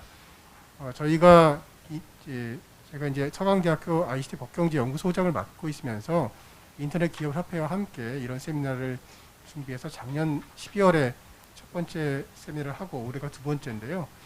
사실은 불과 한 4개월, 5개월여 동안에 정말 많은 변화가 있었습니다. 우선 입법이 굉장히 저희가 예상을 뛰어넘을 정도로 많이 쏟아져 나와서 한국적인 특수 상황인 것 같습니다. 이게 일단 많은 제안이 있고 그 제안이 나온 다음에서야 이제 사회적 논의가 뒤따라가는 형국인데 그래서 뭐 저희뿐만 아니라 여러 세미나가 많이 있습니다만 이것을 어떻게 좀 잘 조정하고 종합하고 또 정책당국에 또 입법당국에서 이거를 반영해서 기회를 모아서 좋은 입법을 할 것인지에 대한 게 정말 절실히 필요한 상황인 것 같습니다. 오늘 이 자리가 또 그러한 논의에서 또 중추적인 역할을 할 수 있길 바라는 마음입니다. 그래서 저희 토론자도 아주 엄선해서 모셨는데요. 저희 토론의 의례 그렇듯이 우선 학계 그리고 협단체 대표분들 그리고 또 정책당국자 이렇게 모셨는데요. 한 사람 한 사람 소개 먼저 해드리겠습니다. 먼저 성균관대학교 법학전문대학원 김민호 교수님 모셨고요. 예, 행정법 전공이시고 잘 아시다시피 이 IT법 관련돼서는 정말 오랫동안 연구해 오시고 많은 또 모임을 이끌고 계십니다. 그리고 또 부산대학교 법학전문대학원 서희석 교수님 오셨습니다. 예, 민법을 담당하시지만 또 IT 관련된 소비자법도 많이 논의하고 계시고 또 소비자법 학회장도 역임하셔서 이 분야 전문가십니다. 이처럼 민법과 사법가분법에 또 전문가를 저희가 모셨고요. 그리고 협단체로는 코리아 스타트업 포럼 정민아 정책시장님 예, 나와 계시고요. 예, 감사합니다. 그리고 또 이 논의에서 정말 필요한 분입니다. 또 한국서비스연맹의 정재원 사무총장님 오셨습니다. 그리고 오늘 저희가 다룰 법이 하나는 사실 공정거래위원회가 규제 권한을 갖고 도록 하는 법이죠. 전자상거래법이 있고 또 온라인 플랫폼 이용자 보호법은 방송통신위원회 규제 권한을 갖도록 하는 법이라서 양쪽 정부기관의 담당자를 모두 모셨으면 했는데 오늘 이 자리에는 방송통신위원회 이용자 정책특별과장이신 백춘환 과장님만 나오셨습니다. 예, 좀 여의치 않은 점이 좀 저희도 아쉽습니다만 공정거래위원회에서도 전자상거래법 개정안을 입법 예고한 후에 국장님 과장님 또 열심히 좀 뛰어다니시는 것 같아요. 그래서 저희 취지를 알렸으니까 또 나중에 또 잘 조율이 될 것으로 기대합니다. 그러면 토론을 시작하겠습니다. 먼저 지금 소개해드린 순서대로 먼저 학계에서 김민우 교수님부터 토론해 주시는데 잘 아시다시피 시간 7분입니다. 예, 잘 지켜주시고 또 효과적으로 토론해 주시길 기대하겠습니다. 김민우 교수님께 부탁드리겠습니다. 네, 방금 소개받은 김민호입니다. 제가 스타워치를 시작해서 7분이 되면 하다가도 멈추겠습니다. 예, 우선 오늘 세미나 시작하면서부터 자료집을 혹시 보고 계시면은 제 토론문에 온라인 플랫폼 규제와 관련하여 지금 최근에 국회에 제출된 법만 해도 이렇게 7개 정도 법이 제출되어 있습니다. 오늘 이 중에서 이른바 온라인 이용자 보호 법안에 대해서는 김연경 교수님께서 거의 너무나 완벽하게 문제점을 분석해 주셨기 때문에 저는 정말 거기에 대해서 완전히 공감하고 동의하는 바입니다. 사실 온라인 이용자 보호 법안이 이처럼 많은 문제가 있다라는 얘기가 학계와 또 전문가 사이에서 꾸준히 지금 제기되고 있음에도 불구하고 이거는 제 생각입니다. 저만의 생각인데요. 오늘 방통위 과장님도 나오셨습니다만 방통위가 이 법안에 대해서 애착을 가지고 추진하시는 것은 이른바 공정위가 온라인 플랫폼 공정화라는 명분으로 온라인 플랫폼에 대한 규제 관할권을 자신들의 소관으로 명확히 편입하려는 저는 의혹이라고 제가 명확하게 말씀드리겠습니다. 저 개인적 생각입니다. 드러내자 방통위가 이를 제지하고 자신의 관할을 더욱 분명히 그리고 공고히 하기 위한 부처 간의 갈등이라고 저는 확신하고 있습니다. 아니라고 뭐라고 말씀하셔도 저는 그렇게 생각하고 있습니다. 공정위가 온라인 플랫폼의 규제 관할이 자신에게 있음을 주장하는 근거는 이른바 공정거래법상의 거래상 지위 남용 조항이 온라인 플랫폼 시장에 적용되는 것을 당연한 논리라고 이렇게 주장하고 있습니다. 참고로 저는 서두에 말씀드린 것처럼 온라인 이용자 보호법에 대해서는 김연경 교수님과 완전히 뜻을 같이 하기 때문에 저는 논의를 생략하고 오늘 사실 주제는 아닙니다만은 온라인 공정화법에 대해서 제가 조금 싫은 소리를 하고자 합니다. 왜냐하면 김연경 교수도 그런 말씀하셨지만은 마치 온라인 이용자 보호법을 비판하면 온라인 공정화법을 찬성하는 것처럼 그렇게 프레임을 씌우는 것 같습니다. 분명히 말씀드리지만 저는 이용자 보호법보다도 온라인 플랫폼 공정화법이 더욱 큰 문제가 있는 법이다라고 생각을 합니다. 그래서 제가 그러나 온라인 플랫폼 공정화법에 대해서 어제 또 논의가 있었고 국회에서도 논의가 있었습니다만은 저의 지식이 일천하여서 그런지 안 불러주시기 때문에 제가 오늘 말씀을 드리겠습니다. 온라인 플랫폼 공정화법 내용은 주요 내용은 발제문에 나와 있는 내용대로입니다.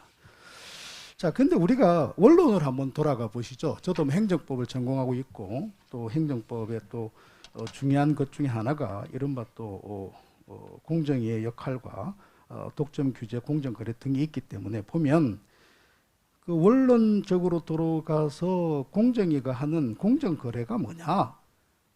공정거래법 1조에 명확하게 되어 있습니다. 시장 지배적 사업자의 시장 지배적 지위의 남용과 과도한 경제력의 집중을 방지한다.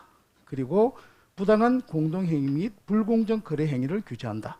그러니까 이제 시장 지배적 지위 남용을 방지하는 것과 불공정 거래 행위를 방지하는 것이죠. 그리고 이제 그러면 동법 2조에서는 시장 지배적 사업자는 도대체 어떤 사업자냐에 대해서 일정한 거래 분야의 공급자나 수요자로서 단독으로 또는 다른 사업자와 함께 상품이나 용역의 가격, 수량, 품질, 그 밖의 거래 조건을 결정, 유지 또는 변경할 수 있는 시장 지위를 가진 사업자. 뭐 전문가들이 보시면 왜 저런 쓸데없는 얘기를 하시나 하겠지만은 제가 이런 말씀을 드리는 이유가 있습니다. 그 이유는 뭐냐면 공정위가 공정화법을 이렇게 내놓으면서 지금 아까 보셨지만 6개 법안이 지금 나와 있는데 거기에 대해서 그 기본적인 시각은 이렇습니다. 공정의 기본적 시각은 온라인 플랫폼 사업자는 시장 지배적 사업자다. 이 첫째 시각이고 두 번째 시각은 온라인 플랫폼 제공 사업자하고 온라인 플랫폼 이용 사업자의 관계는 갑을 관계다. 김영현 교수님께 여러 차례 말씀드렸지만 이걸 전제적으로 합니다. 그러다 보니까 우리나라 국민들이 아주 잘 그 설득되는 것 중에 하나가 갑을입니다. 갑이라고 하면은 뭔가 부정적 이미지가 굉장히 강하기 때문에 우리나라에는 전 세계 유례가 없는 갑질 방지법이 있습니다. 그렇기 때문에 이러한 것들이 프로파간다가 갑질을 방지하기 위한 것이다라고 하게 되면은 굉장히 국회를 설득하기도 편하고 국민들을 설득하기도 편하다는 것이죠. 그러면 사실이냐 이게? 그 김영 교수님이 아주 분명하게 말씀하셨지만은 사실이 아니다는 거죠. 왜 사실이 아니냐면 이 두 가지예요. 하나는 시장 지배적 사업자가 되기 위해서는 시장을 획정해야 되는데 온라인 플랫폼 사업자와 비교 가능한 시장이 없다라는 것이죠. 이 시장 획정이 안 된다. 이거는 뭐 우리 홍대식 교수님을 비롯하여 많은 전문가들이 지적을 한 바 있습니다. 두 번째 가불이냐? 아까 김영경 교수님 발표하셨지만 가불이라는 것은 오늘도 내일도 계속 바뀌고 있는 상황입니다. 그러니까 전제 자체가 잘못된 거죠. 그럼에도 불구하고 그 공정위도 이런 비판에 대해서 스스로 얘기를 해요. 뭐라 그러냐면 공정거래법상의 거래상 지위 남용 요건인 전속성이나 계속성을 온라인 플랫폼에 적용하기 위해서는 시장 상황에 맞지 않아 불공정 행위를 제재하기 어려운 측면이 있다라고 스스로도 인정을 하고 있습니다.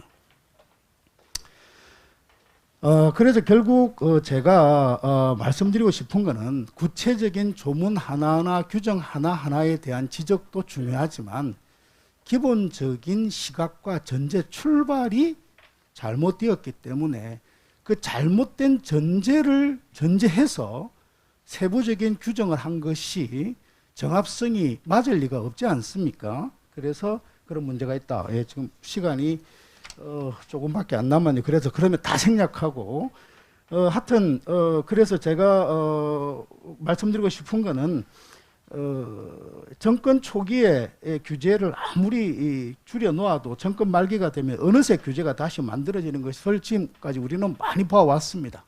이제 규제 그만 만들어 주시기를 바랍니다. 하나만 말씀드릴게요. 한 30초만. 하나는 전상법 29조에 대해서 우리 정혜련 교수님이 전상법을 쭉 말씀하셨는데 이 부분은 말씀 안 해주셔서 제가 추가적으로 말씀드리는 것이 그 C2C 거래에서 이제 이른바 개인 판매자의 성명, 전화번호, 주소 등을 확인하고 이걸 제공하고 하지 아니할 경우에 연대 배상 책임을 지는 등의 규정이 29조인데요. 소비자 보호라는 명분 굉장히 좋습니다. 그러나 우리가 명분 때문에 해서는 안 될 걸 할 수는 없죠. 우리가 제가 서희석 교수님이 어디 사시는지 모르는데 해꾸질하고 싶습니다. 그럼 어떻게 합니까? 제가 서희석 교수님을 상대로 소송을 제기해요. 주소를 모르죠. 그럼 법원이 주소 보정 명령을 내립니다. 그러면 제가 주민센터에 가서 그걸 보여주면은 주민등록 초본을 발급해줘요, 저에게. 그러면 주소를 알 수 있다. 가서 해꾸지를 할 수 있죠. 실제 그런 사례가 있었습니다. 연예인에 대해서. 그런데 하물며 C2C 거래에서 개인의 성명, 주소, 전화번호를 반드시 제공하고 그걸 소비자한테 제공했을 경우에 흡사 이것은 무엇을 전제로 하냐면 과거 서부 개척 시절에 분쟁이 생각하면 총 들고 같이 싸우라는 얘기예요. 이게 개인정보 보호법의 원칙상 맞느냐? 저는 심각한 문제라는 생각이 듭니다. 하여튼 이러한 많은 문제들에 대해서 좀 검토를 하시고 제발 지금이라도 정부 규제 당국이나 국회가 정상적인 규제를 해주시기를 바랍니다. 이상입니다. 예, 감사합니다. 김명 교수님 마음에 담아둔 말씀이 많으실 텐데 시간을 적게 그래서 죄송하고 좀 자주 모셔야겠습니다. 예, 그 시간 관계상 일단 부산대학교 서희석 교수님께 토론 넘기겠습니다. 예.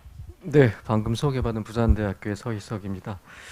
저는 부산대학교에서 민법을 가르치고 있습니다. 그 민법 중에서 계약법이 저희 전공인데요. 그리고 계약법 중에서도 소비자 계약이 저희 전공입니다. 그래서 오늘은 이제 민사법 학자의 시각에서 두 가지 법안을 어떻게 바라볼 것인지에 대해서 말씀을 드리라는 그런 취지로 저희 초대를 이해를 했습니다. 그런데 전자상거래보호법 전면 개정안은 사실은 그 앞에 2주 전쯤에 송재호 국회의원하고 소비자 권익 포럼의 공동 주최 토론회에서 이미 제가 발표를 한 상황이기 때문에 그 부분의 검토는 대략적으로만 말씀을 드리고요. 오늘은 온라인 플랫폼 이용자 보호 법안에 대한 말씀 중심으로 말씀을 드리겠습니다. 이 법안은 사실은 제가 내용을 그동안 모르고 있었습니다. 그래서 김현경 교수님의 발표 내용 자료가 상당히 저한테는 공부로서 도움이 되었다는 말씀 먼저 드리고요. 훌륭한 발표, 두 분의 발표를 통해서 아주 행복한 시간이었습니다만 반면에 마음 한편이 너무 불편했습니다. 자료를 읽어내려고 하는 순간이 모두 불편했습니다. 왜 불편했냐면은 도대체 두 가지 법안에서 입법의 이유를 제대로 된 이유를 발견하기가 너무나 어려웠기 때문입니다. 먼저 이용자 보호 법안에 관한 내용을 제가 공부한 내용을 위주로 정리를 해봤는데요. 좀 간단하게 말씀드릴게요. 먼저 이 법의 목적과 규제 대상이 뭔지를 정리를 해봤는데 거래 질서를 확립하고 이용자 권익을 보호하겠다. 온라인 플랫폼 서비스 시장인데 그 온라인 플랫폼 서비스라는 게 핵심 키워드인데요. 그 온라인 플랫폼 서비스가 뭐냐? 온라인 플랫폼이라는 것은 그 개념 정의에서 상호작용이라는 말이 중요하고요. 정보통신 체제라는 말이 중요합니다. 다시 말하면 상호작용이 반드시 있어야 되는 건 아주 잘 정의를 하신 거예요. 그런데 정보통신 체제, 즉 시스템으로만 정의를 했어요. 그렇지만 온라인 플랫폼은 이 정보통신 체제만으로는 설명하기 어려운 속성을 갖고 있습니다. 김현균 교수님 말씀에도 잘 나왔습니다만 제가 검토한 바로 또 일단은 플랫폼은 시장입니다. 거래시장, 거대한 시장을 조성해 놓는 거예요. 특히 양면 시장 또는 다면 시장으로 얘기를 하죠. 그 부분이 빠져 있고요. 또한 무엇보다 비즈니스 모델이라는 거예요. 비즈니스 모델을 모르고서 어떻게 사업자를 규제하려고 하는지에 대해서 방통위뿐만 아니라 공정위에 대해서 좀 안타까운 생각이 듭니다. 플랫폼 서비스에 대해서 세 가지 유형으로 나눠주셨는데 그 중에서 가장 문제가 되는 게 세 번째 거래 중개죠. 이 부분을 규제하기 위해서 지금 플랫폼 법안이 나온 것 같아요. 근데 앞에 두 가지 의사소통 정보 교환은 분류는 가능하겠습니다만 과연 명확한 선긋기가 가능한지 둘이 지금 뭐 같이 가는 것이 아니겠느냐. 그렇다면은 거래 중개 중심의 규제로 될 수밖에 없을 텐데 그걸 위해서 과연 플랫폼이라는 이름으로 포괄적인 규제를 하는 것이 과연 맞느냐. 이런 의문이 먼저 들었고요. 그 다음에 그 정의 중에 우리가 65페이지의 그 플랫폼 서비스의 미출진 부분인데요. 중개 서비스를 이렇게 이제 표현했어요. 온라인 플랫폼 이용 사업자를 대리하여 이용자와 계약을 체결하는 서비스를 포함한다. 이게 뭔 말일까 상당히 고민을 해봤는데 이것은 결국은 이제 플랫폼 사업자를 이제 우리가 판매자들 여기서는 이용 사업자라고 정의를 하셨는데 이용 사업자들의 대리인으로 생각하는 게 아니겠느냐 이런 생각을 해봤어요. 그러니까 오픈마켓이 즉 판매자들의 대리인이다. 이거는 이제 미국 법상으로 말하면 전자적 대리인이다 이런 개념하고 연결되는 건데 과연 그런가요? 대리인이라는 것은 우리가 민법 정책에서 아주 처음에 나오는 그런 개념입니다. 자기가 법률 행위를 본인을 위해서 스스로의 판단하에 하는 사람을 대리인이라고 하거든요. 이게 대리인이라고 표현할지 애매한데 전자상거래법 입법 예고안에서는 이걸 대행이라고 표현했어요. 대리와 대행의 차이점은 대리는 스스로 생각해서 법률 행위를 하는 거고요. 대행은 그냥 사실적인 행위만을 수행하는 걸 말합니다. 이 두 가지 모두 적절치가 않습니다. 이건 비즈니스 모델을 제대로 이해하지 않았다라는 방증에 불과한 거예요. 그다음에 이제 규제 내용이 뭔지를 살펴봤는데요. 왼쪽에 있는 그림은 우리가 흔히 이 플랫폼 거래를 나타내기 위해서 쓰는 그런 그림이에요. 3면 계약 관계가 나타난다라는 것을 왼쪽 그림을 통해서 잘 알 수가 있어요. 근데 오른쪽 그림은 제가 그린 그림인데 오른쪽 그림이 필요한 이유는 플랫폼 거래의 실질을 알기 위해서는 이렇게 이해해야 된다는 거예요. 플랫폼은 이렇게 왼쪽처럼 그렇게 평면적으로만 이해해서는 안 되고 플랫폼이라는 거래 시장이나 시스템을 통해서 그 안에 판매자와 소비자가 들어가는 구조입니다. 그 안에서 판매자와 소비자가 계약 관계를 하는 거예요. 그런데 여기는 지금 판매자, 소비자가 한 명만 나타났습니다만 실질적으로 이 판매자의 숫자는 무수히 많습니다. 우리나라의 상위 플랫폼 기업의 경우 이 판매자의 숫자가 30만에서 40만이라고 합니다. 그들이 거래 시장에 모두 들어가 있는 거예요. 입점해 있는 거예요. 소비자는 그것보다 더 많을 수 있죠. 수백만이 될 수 있어요. 그중에 소비자는 판매자 한 명을 선택해서 계약 관계를 체결하는 관계입니다. 따라서 플랫폼 거래에서 중심이 되는 인물은 이 두 가지인 거예요. 소비자와 판매자가 중심이 되는 것이고 플랫폼은 그러한 거래 장소를 시스템적으로 제공하는 사람 내지는 시장을 조성하는 사람으로 이해를 해야지만 이 시장을 제대로 바라볼 수 있고 규제도 제대로 할 수 있다는 얘기를 먼저 말씀드립니다. 세 가지의 측면이 왼쪽 관계에서 나오는데 이 법에서는 두 가지 측면을 우선 규제하는 걸 봤습니다. 온라인 플랫폼 사업자와 온라인 플랫폼 이용 사업자, 즉 플랫폼과 판매자 간의 관계인데 5가지 정도로 내용이 정리가 되어 있습니다. 그런데 이것들 모두 사실은 계약법적인 내용들이에요. 이것들 모두 행정법적으로 규제하겠다는 얘기인데 제가 뭐 자세하게는 써놨습니다만은 시간 관계상 말씀은 생략하겠습니다만 이것들은 모두 계약법 원리이기 때문에 그냥 놔두면은 자동적으로 이루어지는 것들인데 왜 이걸 규제 내용으로 삼으려고 하는지를 도저히 이해를 못하겠습니다. 67페이지 5번의 금지행위인데 이 부분도 10가지를 금지행위로 규정해 놓으셨는데 이 부분도 읽으면서 참 마음이 답답했어요. 이게 과연 금지행위가 되는 내용들인가. 10가지 내용을 3가지 정도로 나눠서 분류가 가능하더라고요. 하나는 채무불이행입니다. 하나만 예를 들어 볼게요. 정당한 사유 없이 계약을 이행하지 아니하거나 계약과 다르게 서비스를 제공하는 행위. 이건 민법에서 당연히 채무불이행이기 때문에 소비자 손해배상 책임을 져야 되는 거예요. 손해배상 책임으로 해결될 문제인데 여기에 왜 법이 굳이 행정규제를 통해서 개입을 해야 되는지를 모르겠다는 말이겠고요. 그다음에 두 번째 규제의 내용이 너무 애매한 명확성의 원칙이 어긋난다는 겁니다. 예컨대 정당한 사유 없이 불리한 조건으로 계약을 체결하는 행위를 하면 안 된다. 대체 정당한 사유 없이 불리한 조건이 뭐야? 이렇게 명확하지 않고 해석의 여지를 남기는 법은 좋은 법이 아닙니다. 그 정도로만 말씀을 드리고요. 그 다음에 두 번째 관계, 온라인 플랫폼 사업자와 이용자 간의 관계인데 여기서는 더 나가셨어요. 뭐냐면 첫 번째가 이용 약관을 신고하고 보완하라고 했는데 이용 약관을 먼저 사적인 주체에게 이용 약관을 만들어서 먼저 행정에게 신고를 하고 인가 같은 비슷한 성질의 것을 받아라. 물론 인가라는 표현은 안 쓰셨습니다만 공적인 예컨대 뭐 전기, 우편, 통신과 같은 그러한 공적인 계약 내용이 아니라면 이러한 내용의 규제는 사전 규제는 없습니다. 우리나라에. 더더욱이 이것은 약관규제법상 약관에 대한 추상적 내용 통제 오늘 공정위가 자리 안 하셨습니다만 공정거래위원회는 방통위와 일부 영역에서는 경쟁관계에 있을 수 있습니다만 그렇지 않습니다.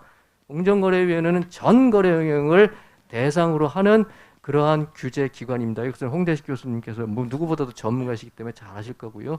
따라서 약관규제법은 모든 거래 영역에 적용되는 것이고 그 법에 적용될 가능성은 없는지 한번 검토를 하셨는지를 여쭤보고 싶어요. 그 다음에 금지행위에 관해서도 여기서도 많이 규정을 10개를 해놨습니다만 마찬가지의 문제들이 발생한다는 점 말씀을 드리고 마지막으로 이 법과 관련해서는 연대배상 책임이 2가지가 나옵니다. 금지 행위에 관한 연대배상 책임인데 10가지를 위반하면은 연대배상 책임을 지우겠다고 합니다.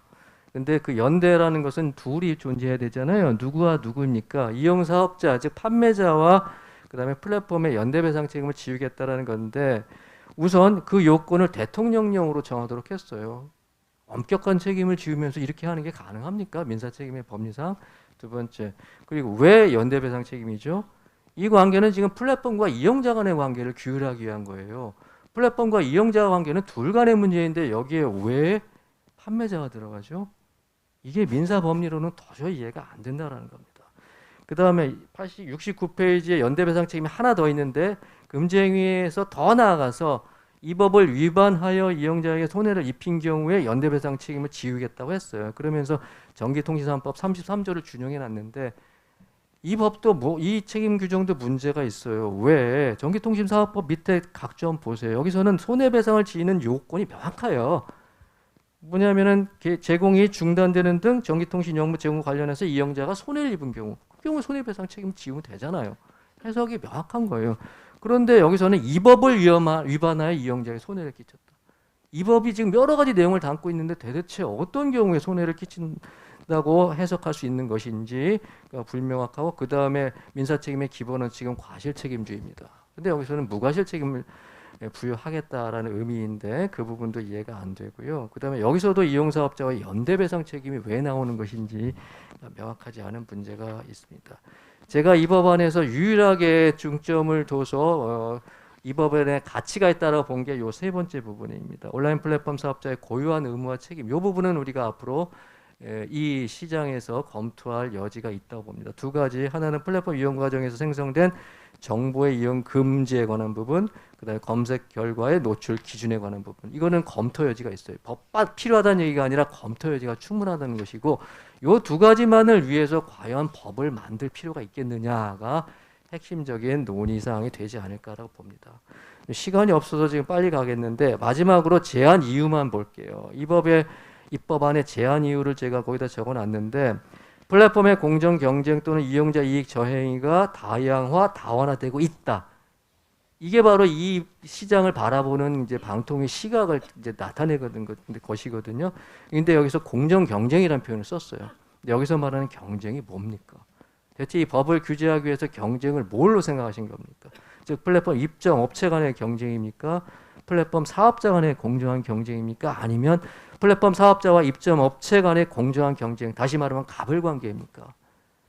제가 김영규 교수님 발표를 들으면서는 아마도 세 번째 부분을 타겟으로 삼고 입법한 것 같은데 거기다가 공정 경쟁이라는 표현을 쓰셨어요.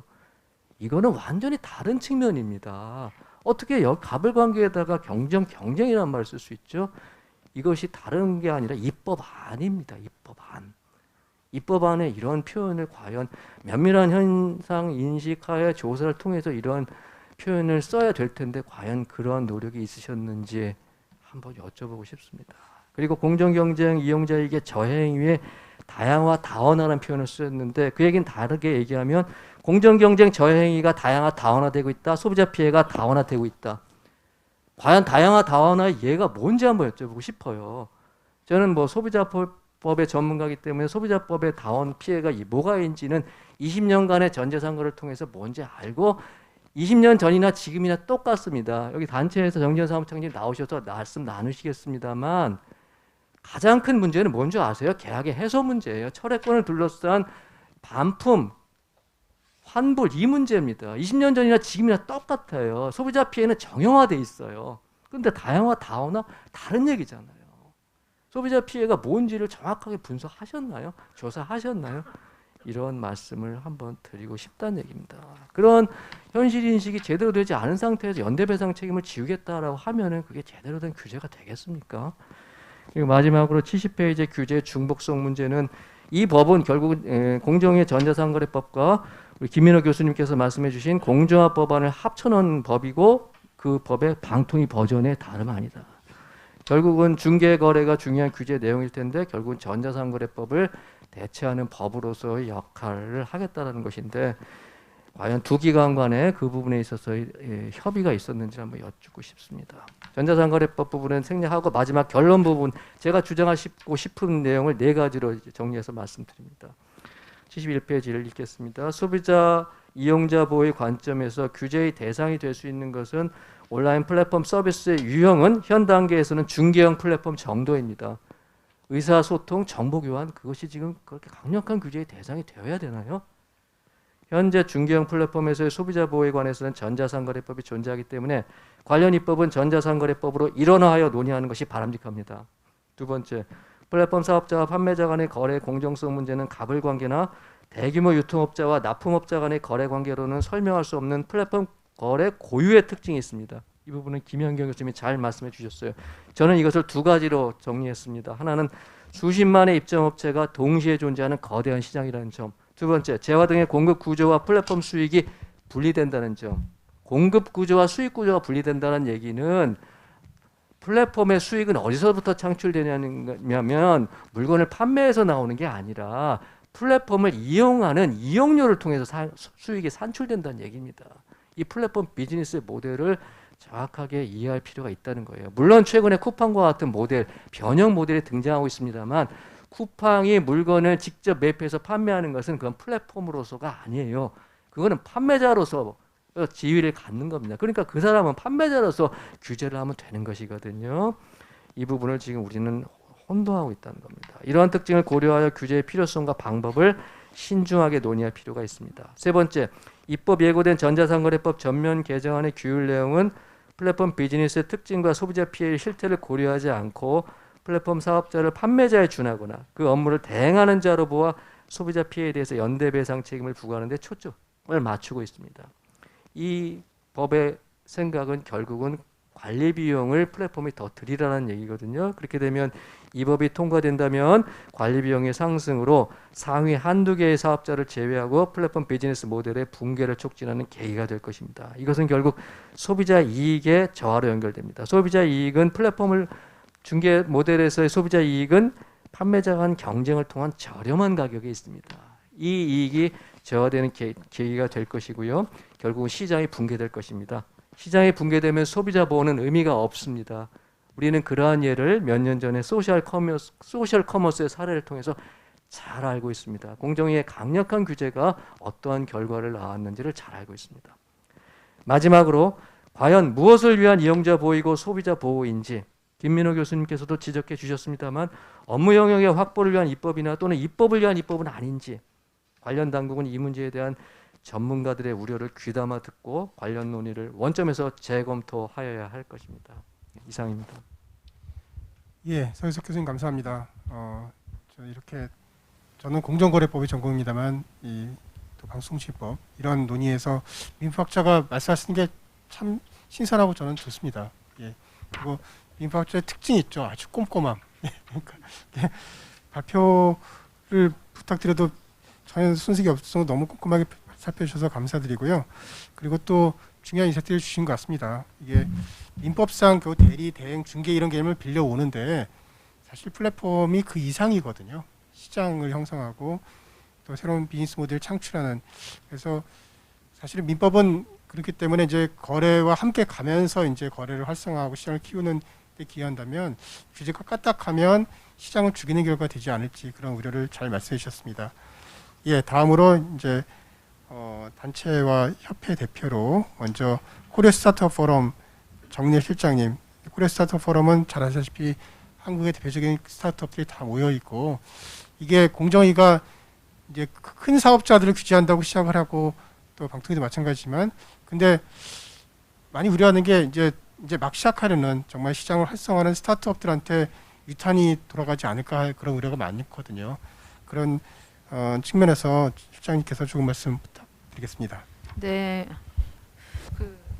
저희 스타트업 협회에는 작은 스타트업만 있는 것은 아니고 공정위가 말씀하시는 배달앱이라든지 뭐 이런 갑질의 대명사로 그동안 손꼽혀왔던 그런 스타트업들도 있는데요. 사실 지금 온라인 플랫폼 관련한 법이 지금 저희가 지난달에 분석한 게 15개의 법안이 올라가 있고요. 그 중에 일부가 이제 공정위 안과 방통위 안이 있는데요.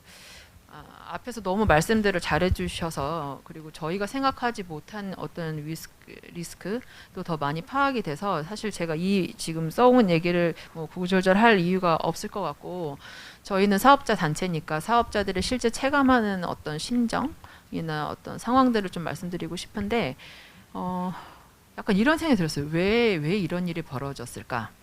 왜 우리가 이런 상황에 처했을까? 우리가 갑질을 얼마나 한 걸까?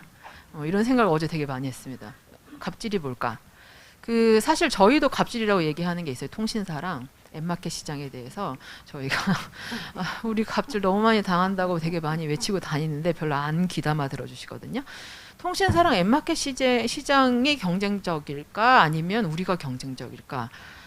이런 생각을 좀 해봅니다. 그 갑질도 저희가 우는 소리 하느라 갑질을 하는 거지 뭐 그걸 어떻게 해주세요 뭐 이런 상황도 이제 좀 해보려고 하지만 쉽지는 않거든요. 근데 예를 들면 자 저희가 배달앱 관련해서 어제도 공청회에서 그 말씀이 나왔는데 자 뭘 갑질이라고 생각하시는지를 되게 묻고 싶었어요. 수수료 지금 광고료 5% 6%, 그다음에 라이더 포함하면 배달비 포함하면 15%, 10에서 15%, 글로벌 20% 30%. 그게 갑질인가? 그러면 그게 국내에서 갑질의 요소라면 그걸 규제한다면 그래서 수수료 규제까지 지금 법안이 올라와 있는데 그러면 우리는 사업을 하지 말란 얘기인가? 이런 생각을 자연스럽게 하게 되는 거고 실제 소상공인분들이 그런 없는 얘기를 지어내시나? 그런 건 아닌 것 같아요. 그 현장에서 저도 식당을 가보고 하면 배달료 부담이 굉장히 크세요. 그러니까 광고료와 배달료를 구분하지 않으시고 실제 하나를 배달하는 건당 들어가는 소요되는 비용 그게 이제 산업의 변화에 따라 느껴지는 저항감일 수 있다는 생각도 들어요. 그동안은 배달비가 따로 산정되지 않았었지만 없던 비용이 생겼다는 느낌이 드셨을 수도 있고 그러나 어쨌든 그런 것들을 좀 따져봤을 때 실제 해결책이 저희도 내놓을 수 있는 게 있는 거고 뭐 할 수 있는 건데 이런 법이 들어오면 사실 뭐 계약서 쓰라는 게 뭐가 어려워라는 얘기가 어제도 나왔는데 그렇지 않죠. 그 이 내용에 지금 다 설명해 주셨지만 가장 전제가 되는 게 이 시장은 경쟁적이지 않고 너네 사업 모델은 이미 고착화됐고 여기에서 수많은 갑질의 여지가 발생할 수 있으니 수범 대상은 100억 이상은 다 들어와 이렇게 된 거거든요. 그 수범 대상 100억이 얼마나 되냐고 물어봤더니 계속 20몇 개라고 하시고 실태조사를 법이 통과되면 하신다는데 아니 법 통과되고 하는 실태조사면 도대체 무슨 수범 대상이 정해져 있지도 않은 법을 저희도 예측이 불가능해서 샅샅이 조사를 해봤습니다. 대략 조사했을 때만 나왔던 게 100개가 넘습니다. 그거 직매에 빼고 한 거거든요. 그랬을 때 이렇게 묻고 싶은 거예요. 20개 정도의 목표로 법을 만드신 거라면 20개를 하세요. 그러면 상위 20개를 차라리. 그러니까 도대체 뭐 때문에 이 법을 하시는 건지, 그다음에 저희가 어떤 것들에 대한 규제를 원하시는 건지, 그다음 비즈니스 모델이 굉장히 정형화된 것을 원하시는 건지 이제 그런 고민. 그래서 결과적으로는 신규 진입이 굉장히 위축될 것이다. 그래서 오히려 상위 사업자들이 더 유리해질 것이다. 경쟁은 더 도태될 것이다라는 굉장히 강력한 어떤 압박이 되는 상황입니다. 끝으로 사실 저희도 그래서 마음이 조급하니까 공부를 좀 하고 있어요. 요즘에 이래저래 공부를 하는데 아까 EU랑 일본 얘기도 많이 해주셨지만 그 대부분의 국가들은 지금 글로벌 독점에 대한 고민을 굉장히 많이 하고 미국도 자국 내 기업들의 그런 고민들을 하고 있기 때문에 아직 그 정책적 여지가 국가별로 있다고 하더라고요. 팔리시 스페이스가 일부 좀 외국의 글로벌 기업에 대한 견제를 좀 하면서 국내 기업을 좀 보호하는 완전히 그렇게 된다면 미국이 굉장히 큰 반발을 할 것이기 때문에 그 사이 어딘가에서 조정할 수 있는 지금 조정기의 상태가 좀 보인다. 그다음에 각 국가별로 어떤 국가 산업 정책적인 측면에서 접근하고 있다. 이런 논의들이 있던데 굉장히 많이 와닿았거든요. 그러니까 저희 기업들은 매일매일 경쟁자를 얘기합니다. 경쟁이 없는 시장이 아니고 각 기업마다 자신들의 경쟁자가 있고 특히 글로벌 기업에 대해서는 굉장히 걱정이 많고 그럼에도 불구하고 왜 잘 나간다고 생각하실까? 라고 생각해보면 저희가 잘 나간다고 많이 홍보를 했던 탓도 있는 것 같고 그다음에 유니콘이 많이 나온 것도 있는 것 같고 근데 저희가 IPO를 다 할 수 있을지 도대체 지금 나스닥 상장이 되는 건지 코스닥은 상장이 될 수 있는 건지 완전히 불투명한 상황 속에서 이런 법이 정신없이 들어온다면 그것도 명확하게 그래서 차라리 이렇게 물어봐 약간 소비자연맹 쪽에서 이렇게 저희한테 얘기해 주시는데 너네가 뭐 갑질하고 이런 건 모르겠고 일단 이러이런 피해가 발생하니 혹은 입점업체에 이러이런 문제가 있으니 너네가 이걸 어떻게 대처하고 있고 이걸 평점을 해결할 수 있니 아니면 혹은 다른 방식으로 해결할 수 있니 이 정도 정보 수집이면 할 수 있니 이렇게 물어오시면 저희가 지금 비록 갑질의 상태는 아니고 우월적지위는 전혀 아니고 저희도 망할까 봐 무섭지만 이러이런 것들을 조정하면서 가면 글로벌 경쟁력도 크게 손상되지 않으면서 보호도 할 수 있을 것 같습니다. 이런 얘기를 할 수 있는 장이 적어도 몇 달이라도 주어졌다면 저희가 좀 덜 답답했을 것 같은데 지금은 전혀 그런 상황이 아니기 때문에 전상법, 온풀법이 어떻게 되느냐에 따라서 나머지 15개 법안들이 줄줄이 지금 뒤에 붙어 있거든요. 이제 그거에 대한 좀 신중함을 좀 신중하게 접근해 주셨으면 좋겠고 진짜로 10년 뒤, 20년 뒤 저희 국가의 산업이 저희가 경제의 주체 만은 아니지만 저희도 중요한 주체라고 생각하신다면 지금 이 시점에서 훨씬 더 무게감을 갖고 접근해 주셔야 되지 않을까라고 생각합니다. 이상입니다. 예, 지금 업계에서 또 현실 현재 목소리 많이 들으셔서 실질적인 말씀 많이 해주셨고요. 자료에도 참 주옥 같은 말씀이 많습니다. 그 규제라는 그런 것 같습니다. 이게 사실은 이 규제가 문제점을 이제 해결하기 위해서 있는 건데 사실 시장하고는 계속 상호작용을 해야 되거든요. 근데 모르겠습니다. 정치당국에서 많은 얘기를 듣고 있겠지만 그 대화의 장이 또 기울어진 운동장인 것이 혹시 아닐까 좀 그런 우려를 좀 합니다. 예, 다음으로 정지현 한국소비자연맹 사무총장님 요즘 많이 바쁘시죠? 예, 와주셔서 감사합니다. 또 좋은 말씀 부탁드리겠습니다. 네, 안녕하세요. 한국소비자연맹 정지현입니다. 오늘 발제도 되게 강력했고 토론도 되게 강력했던 것 같습니다. 다양한 오늘 나온 그런 우려의 목소리들을 저는 정책 당국이 좀 귀담아 들을 필요는 있을 것 같다라는 생각이 들고요. 사실은 이제 그 쟁쟁한 법률가들께서 앞에서 이제 말씀을 이제 해주셨는데 저는 이제 그럼에도 이제 소비자 관점에서의 문제들은 여전히 있는 것 같아서 이 문제를 저는 현장에서 이제 소비자 문제를 다루고 있는 사람이기 때문에 그런 관점에서 한번 말씀을 드려보도록 하겠습니다.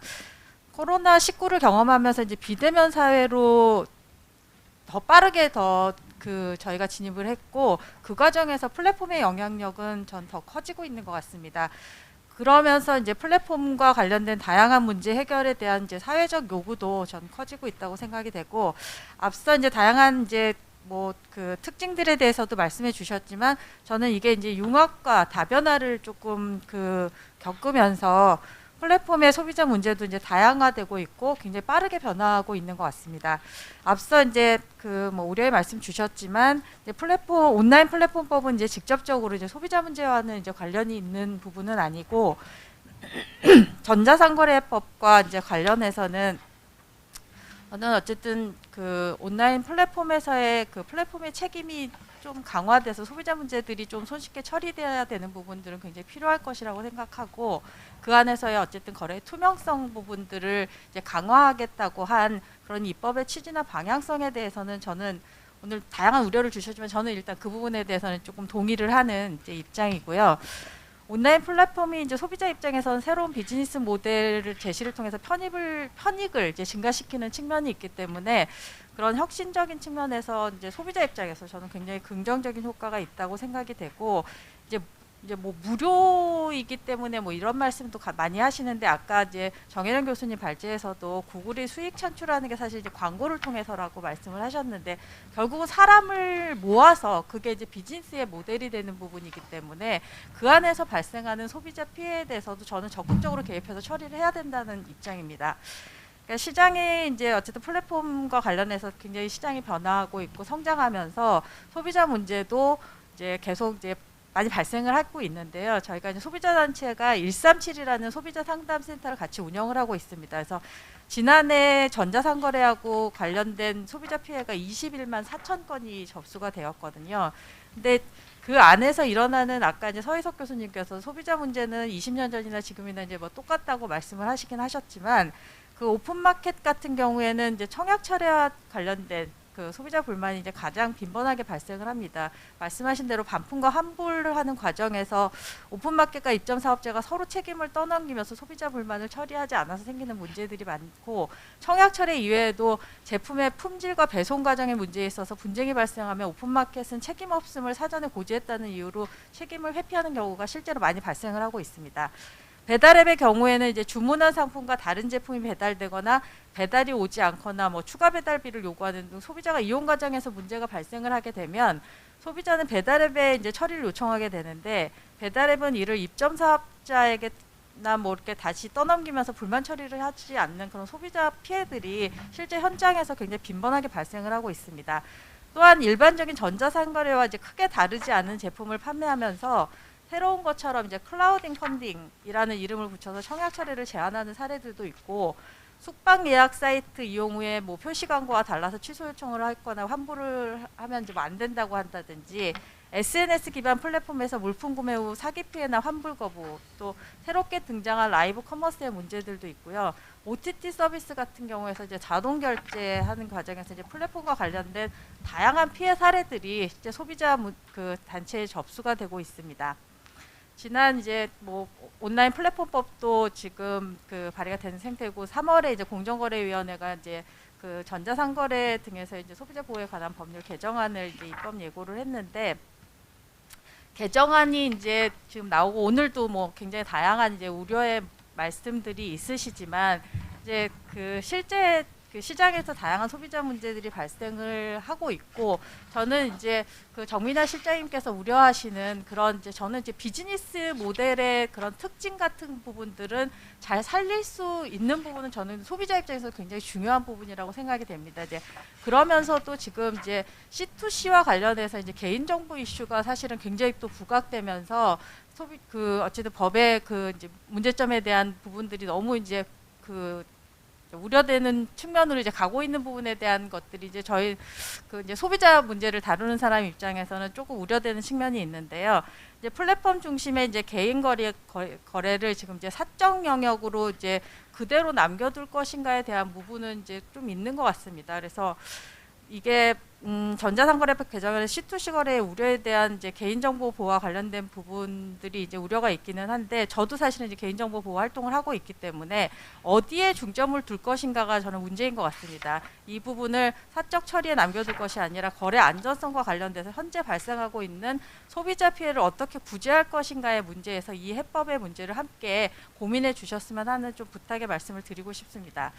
그 아까 김영경 교수님께서도 저도 이제 이렇게 새롭게만 그 하는 문제들을 다 사전적으로 규율하는 것은 바람직하지 않다고 생각을 하고 이런 것들을 사후적으로 할 수 있는 부분들이 중요한데 그렇기 위해서는 저는 법적 제도적인 부분들을 좀 그 개선할 부분들이 지금 많이 있다고 생각이 됩니다. 그래서 그런 측면에서의 것들을 좀 제도적인 좀 보완이 필요할 것 같다는 생각이 들고 그 지금 이제 각 공정위와 방통위가 약간 그 충돌의 양상으로 가고 있는 부분에 대한 좀 우려가 굉장히 저희도 심각한데요. 소비자 입장에서는 지금 이제 플랫폼의 문제를 어느 부처에서 담당하는가는 저는 중요하지 않다고 생각합니다. 누가 하더라도 소비자 보호가 촘촘하게 사각지대 없이 잘 진행되면 된다고 생각이 되고요. 부처 간 경쟁을 통해서 이제 소비자 보호가 잘 이루어진다면 긍정적이겠지만 부처 간 불필요한 권한 경쟁을 한다든지 중복된 규제로 인한 행정적 낭비를 가져온다면 기업에게는 부담이 될 것이고 소비자 입장에서 그런 후생도 저는 감소될 것이라고 생각하기 때문에 플랫폼의 특성을 고려할 때 저는 공정위가 해야 되는 일반 규제기관으로서의 역할이 있을 것이고 방통위가 해야 될 그런 전문 규제기관으로서의 좀 역할이 있을 거라고 생각이 됩니다. 그래서 기술적인 관점에서의 부분들은 장시간 지속적으로 들여다보다 보지 않으면 문제가 발생을 했을 때 해결할 수 없는 측면들이 있기 때문에 그런 부분들은 좀 상호 조율하면서 부처 간 협의를 통해서 이제 중복되는 부분들은 걷어내고 플랫폼에 대한 이제 적용에 있어서의 법률의 정합성을 맞추는 작업들이 좀 필요할 거라는 생각이 들고요. 시간이 이제 부족한 것 같아서 저는 이제 분쟁 조정 기구를 뭐 각 법마다 요즘에 유행처럼 두는 부분들에 대해서 굉장히 좀 우려가 있어서 그렇게 되면 나중에 뭐 품목별 뭐 거래 형태별로 다 두시겠다는 건지 저는 있는 기관들을 좀 효율적으로 잘 이용했으면 좋겠다라는 그 말씀을 마지막으로 드리고 싶습니다. 이상입니다. 예, 감사합니다. 예, 소비자 단체를 대표해서 나오셨는데 사실은 소비자의 관점이 되게 좋게 보신 분도 있지만 지금 말씀하신 것처럼 시장이 잘 돼야 또 소비자 혁신이 증대된다는 측면도 개인정보 보호와의 조화 문제 이렇게 다양한 관점을 사실 조화롭게 말씀하셨어요. 오히려 정치당국에서 너무 한 가지만 보고 있는 게 아닌가 이제 그런 좀 생각이 들었는데요. 예, 마지막으로 방통위 배춘환 과장님 이제 마지막 순서인데요. 사실은 가장 좀 부담스러우실 것 같습니다. 또 오늘 쓴 얘기도 많이 들으셨는데 이렇게 나오셔서 감사드리고 또 자유롭게 그 해명할 건 해명하시고 또 앞으로 발전 방안에 대해서 얘기하실 거는 얘기하시면 참 이게 귀한 자리라고 생각합니다. 예, 마이크 넘기겠습니다. 예, 오늘 그 뭐 김영균 교수님 발제도 그렇고 지금 여러 토론자분들 말씀 주신 것도 참 좋은 말씀 또 제가 또 새롭게 들을 수 있는 얘기들도 많이 들어서 오늘 굉장히 이 토론에 온 걸 잘 했다는 생각이 들고요. 근데 이제 다만 지금 또 제가 마지막 토론자다 보니까 시간 압박을 받고 있고 또 이거 어차피 제가 발제문을 지금 뭐 전문별로 의견을 드리는 건 좀 어려울 것 같아요. 그래서 그 제 어차피 오늘 토론 관심 있으신 분들은 자료집 잘 봐주실 거라 믿고 자료집 참고해 주시고요. 저는 좀 그것보다는 짧고 압축적으로 좀 말씀을 드리면 최근에 어쨌든 온라인 플랫폼 이슈가 대두되면서 국회에서 뭐 다양한 입법 논의가 진행되고 있는데 그동안 사실 방통위는 이 좀 조사나 단속 이런 규제 일변도 정책보다는 소위 좀 ICT 생태계 구성원 전반의 상생 능력을 강화하고 이용자 피해 발생과 이용자 피해와 관련해서 사전 예방과 사후 구제에 사실 좀 집중해 왔습니다. 그래서 뭐 저희가 인터넷 상생 협의체를 운영한다든가 뭐 플랫폼 크리에이터 상생 가이드라인을 마련한다거나 최근에 뭐 인터넷 개인 방송 결제 환불 제도 개선을 한다거나 하는 내용들이 그에 해당될 수 있을 것 같고요. 근데 어쨌든 특히 이제 비대면 활동이 증가하면서 최근에 온라인 플랫폼 분야가 더욱 이제 이슈화가 됐고 굉장히 여러 그 시장의 지표들이 이 분야를 주목하기 시작했습니다. 그리고 또 하나는 그 이 플랫폼 분야에서 상생 주체인 플랫폼 이용 사업자라든가 뭐 콘텐츠 크리에이터, 소상공인, 소비자 이런 쪽에 계신 분들을 통해서는 어쨌든 좀 상생 기반을 마련할 수 있는 합리적인 규율 체계가 필요한 시점이 아니냐 또 이런 문제 의식들을 저희들한테 말씀을 해주셨고 그래서 저희는 방통위 설치법에 나와 있지만 방송통신 분야의 규제와 이용자 보호가 저희 방통위의 가장 기본적인 책무입니다. 그래서 저희가 이런 시장의 환경 변화, 이런 이슈에 대두 이런 다양한 목소리들에 대해서 외면할 수 없었고 당연히 저희들이 이에 대한 정책 대안, 제도 개선을 해야 되는 주체해야 된다고 생각을 했고요. 다만 이제 이런 저희가 이제 추진하는 과정에서 이제 또 정무위나 공정위 쪽에서 다른 법안들이 많이 나온 상황이 돼버렸습니다. 그래서 현재 상황은 제가 보기에는 이게 그 관련 입법 자체를 좀 회피하기보다는 이제 어떠한 제도가 이제 이런 온라인 생태계 구성원의 상생 구현에 적합한지 좀 비교 검토라든가 이런 구체적 논의가 필요한 시점이 아닌가 하는 생각을 하게 되고요. 전체적으로 좀 말씀드리면 김영균 교수님은 오늘 그 전해수구원 발의안에 대해서 굉장히 꼼꼼하게 비판적 의견을 발제를 통해서 주셨습니다. 사실 저희가 그 법안 입안 과정에서도 학계나 법조계 좀 전문가분들의 자문을 받기도 했지만 이제 이런 또 다른 관점에서의 의견을 아주 상세하게 잘 주셔서 저는 매우 감사하고 또 특히 반가웠습니다. 그래서 오늘 김영균 교수님 주신 의견 잘 검토해서 저희가 입법 논의 과정에서 수정 보완할 수 있는 부분을 잘 찾아보겠습니다. 예를 들어서 자료에도 있지만 이 법의 적용 대상자를 정할 때 이게 너무 이제 포괄 위임이 돼 있어서 이제 좀 명확성에 반한다는 것은 사실 저희도 생각은 했는데 오히려 이게 좀 시장이 너무 역동적이라서 법에 정할 경우에 오히려 너무 고착화되지 않을까 하는 우려라서 이렇게 했는데 반대로 이제 뭐 이런 의견을 주셨기 때문에 저희도 열심히 고민을 해보고요. 뭐 연대 책임 같은 문제도 저도 개인적으로 굉장히 좀 아프게 받아들인 부분입니다. 그래서 여하튼 이런 부분을 저희가 잘 수정 보완할 수 있도록 찾아보겠습니다. 그리고 한 가지 좀 높아심에서 말씀드리면 아까 저 정민아 실장님 여러 법안 개수 말씀하셨는데 저도 다는 모르지만 보면 지금 온라인 플랫폼 규제법이라고 하는 게 정무위에도 보면 공정위 정부안이 있고 송갑석 의원안, 뭐 김병욱 의원안, 민영배 의원안이 있고 또 최근에 전자상거래법 전면 개정안도 공정위 정부안이 있고 윤관석 의원안이 있고 반면에 이제 과방위에는 이 전해숙 의원이 발의하신 온라인 플랫폼 이용자 보호법이 있습니다. 이 전해숙 의원이 발의하신 법안은 여러분들 알다시피 소위 B2B 규제와 B2C 규제를 합친 법이고 지금 정무위에 발의되어 있는 거는 B2B 규제를 다루고 있는 내용입니다. 전자상거래법을 빼면.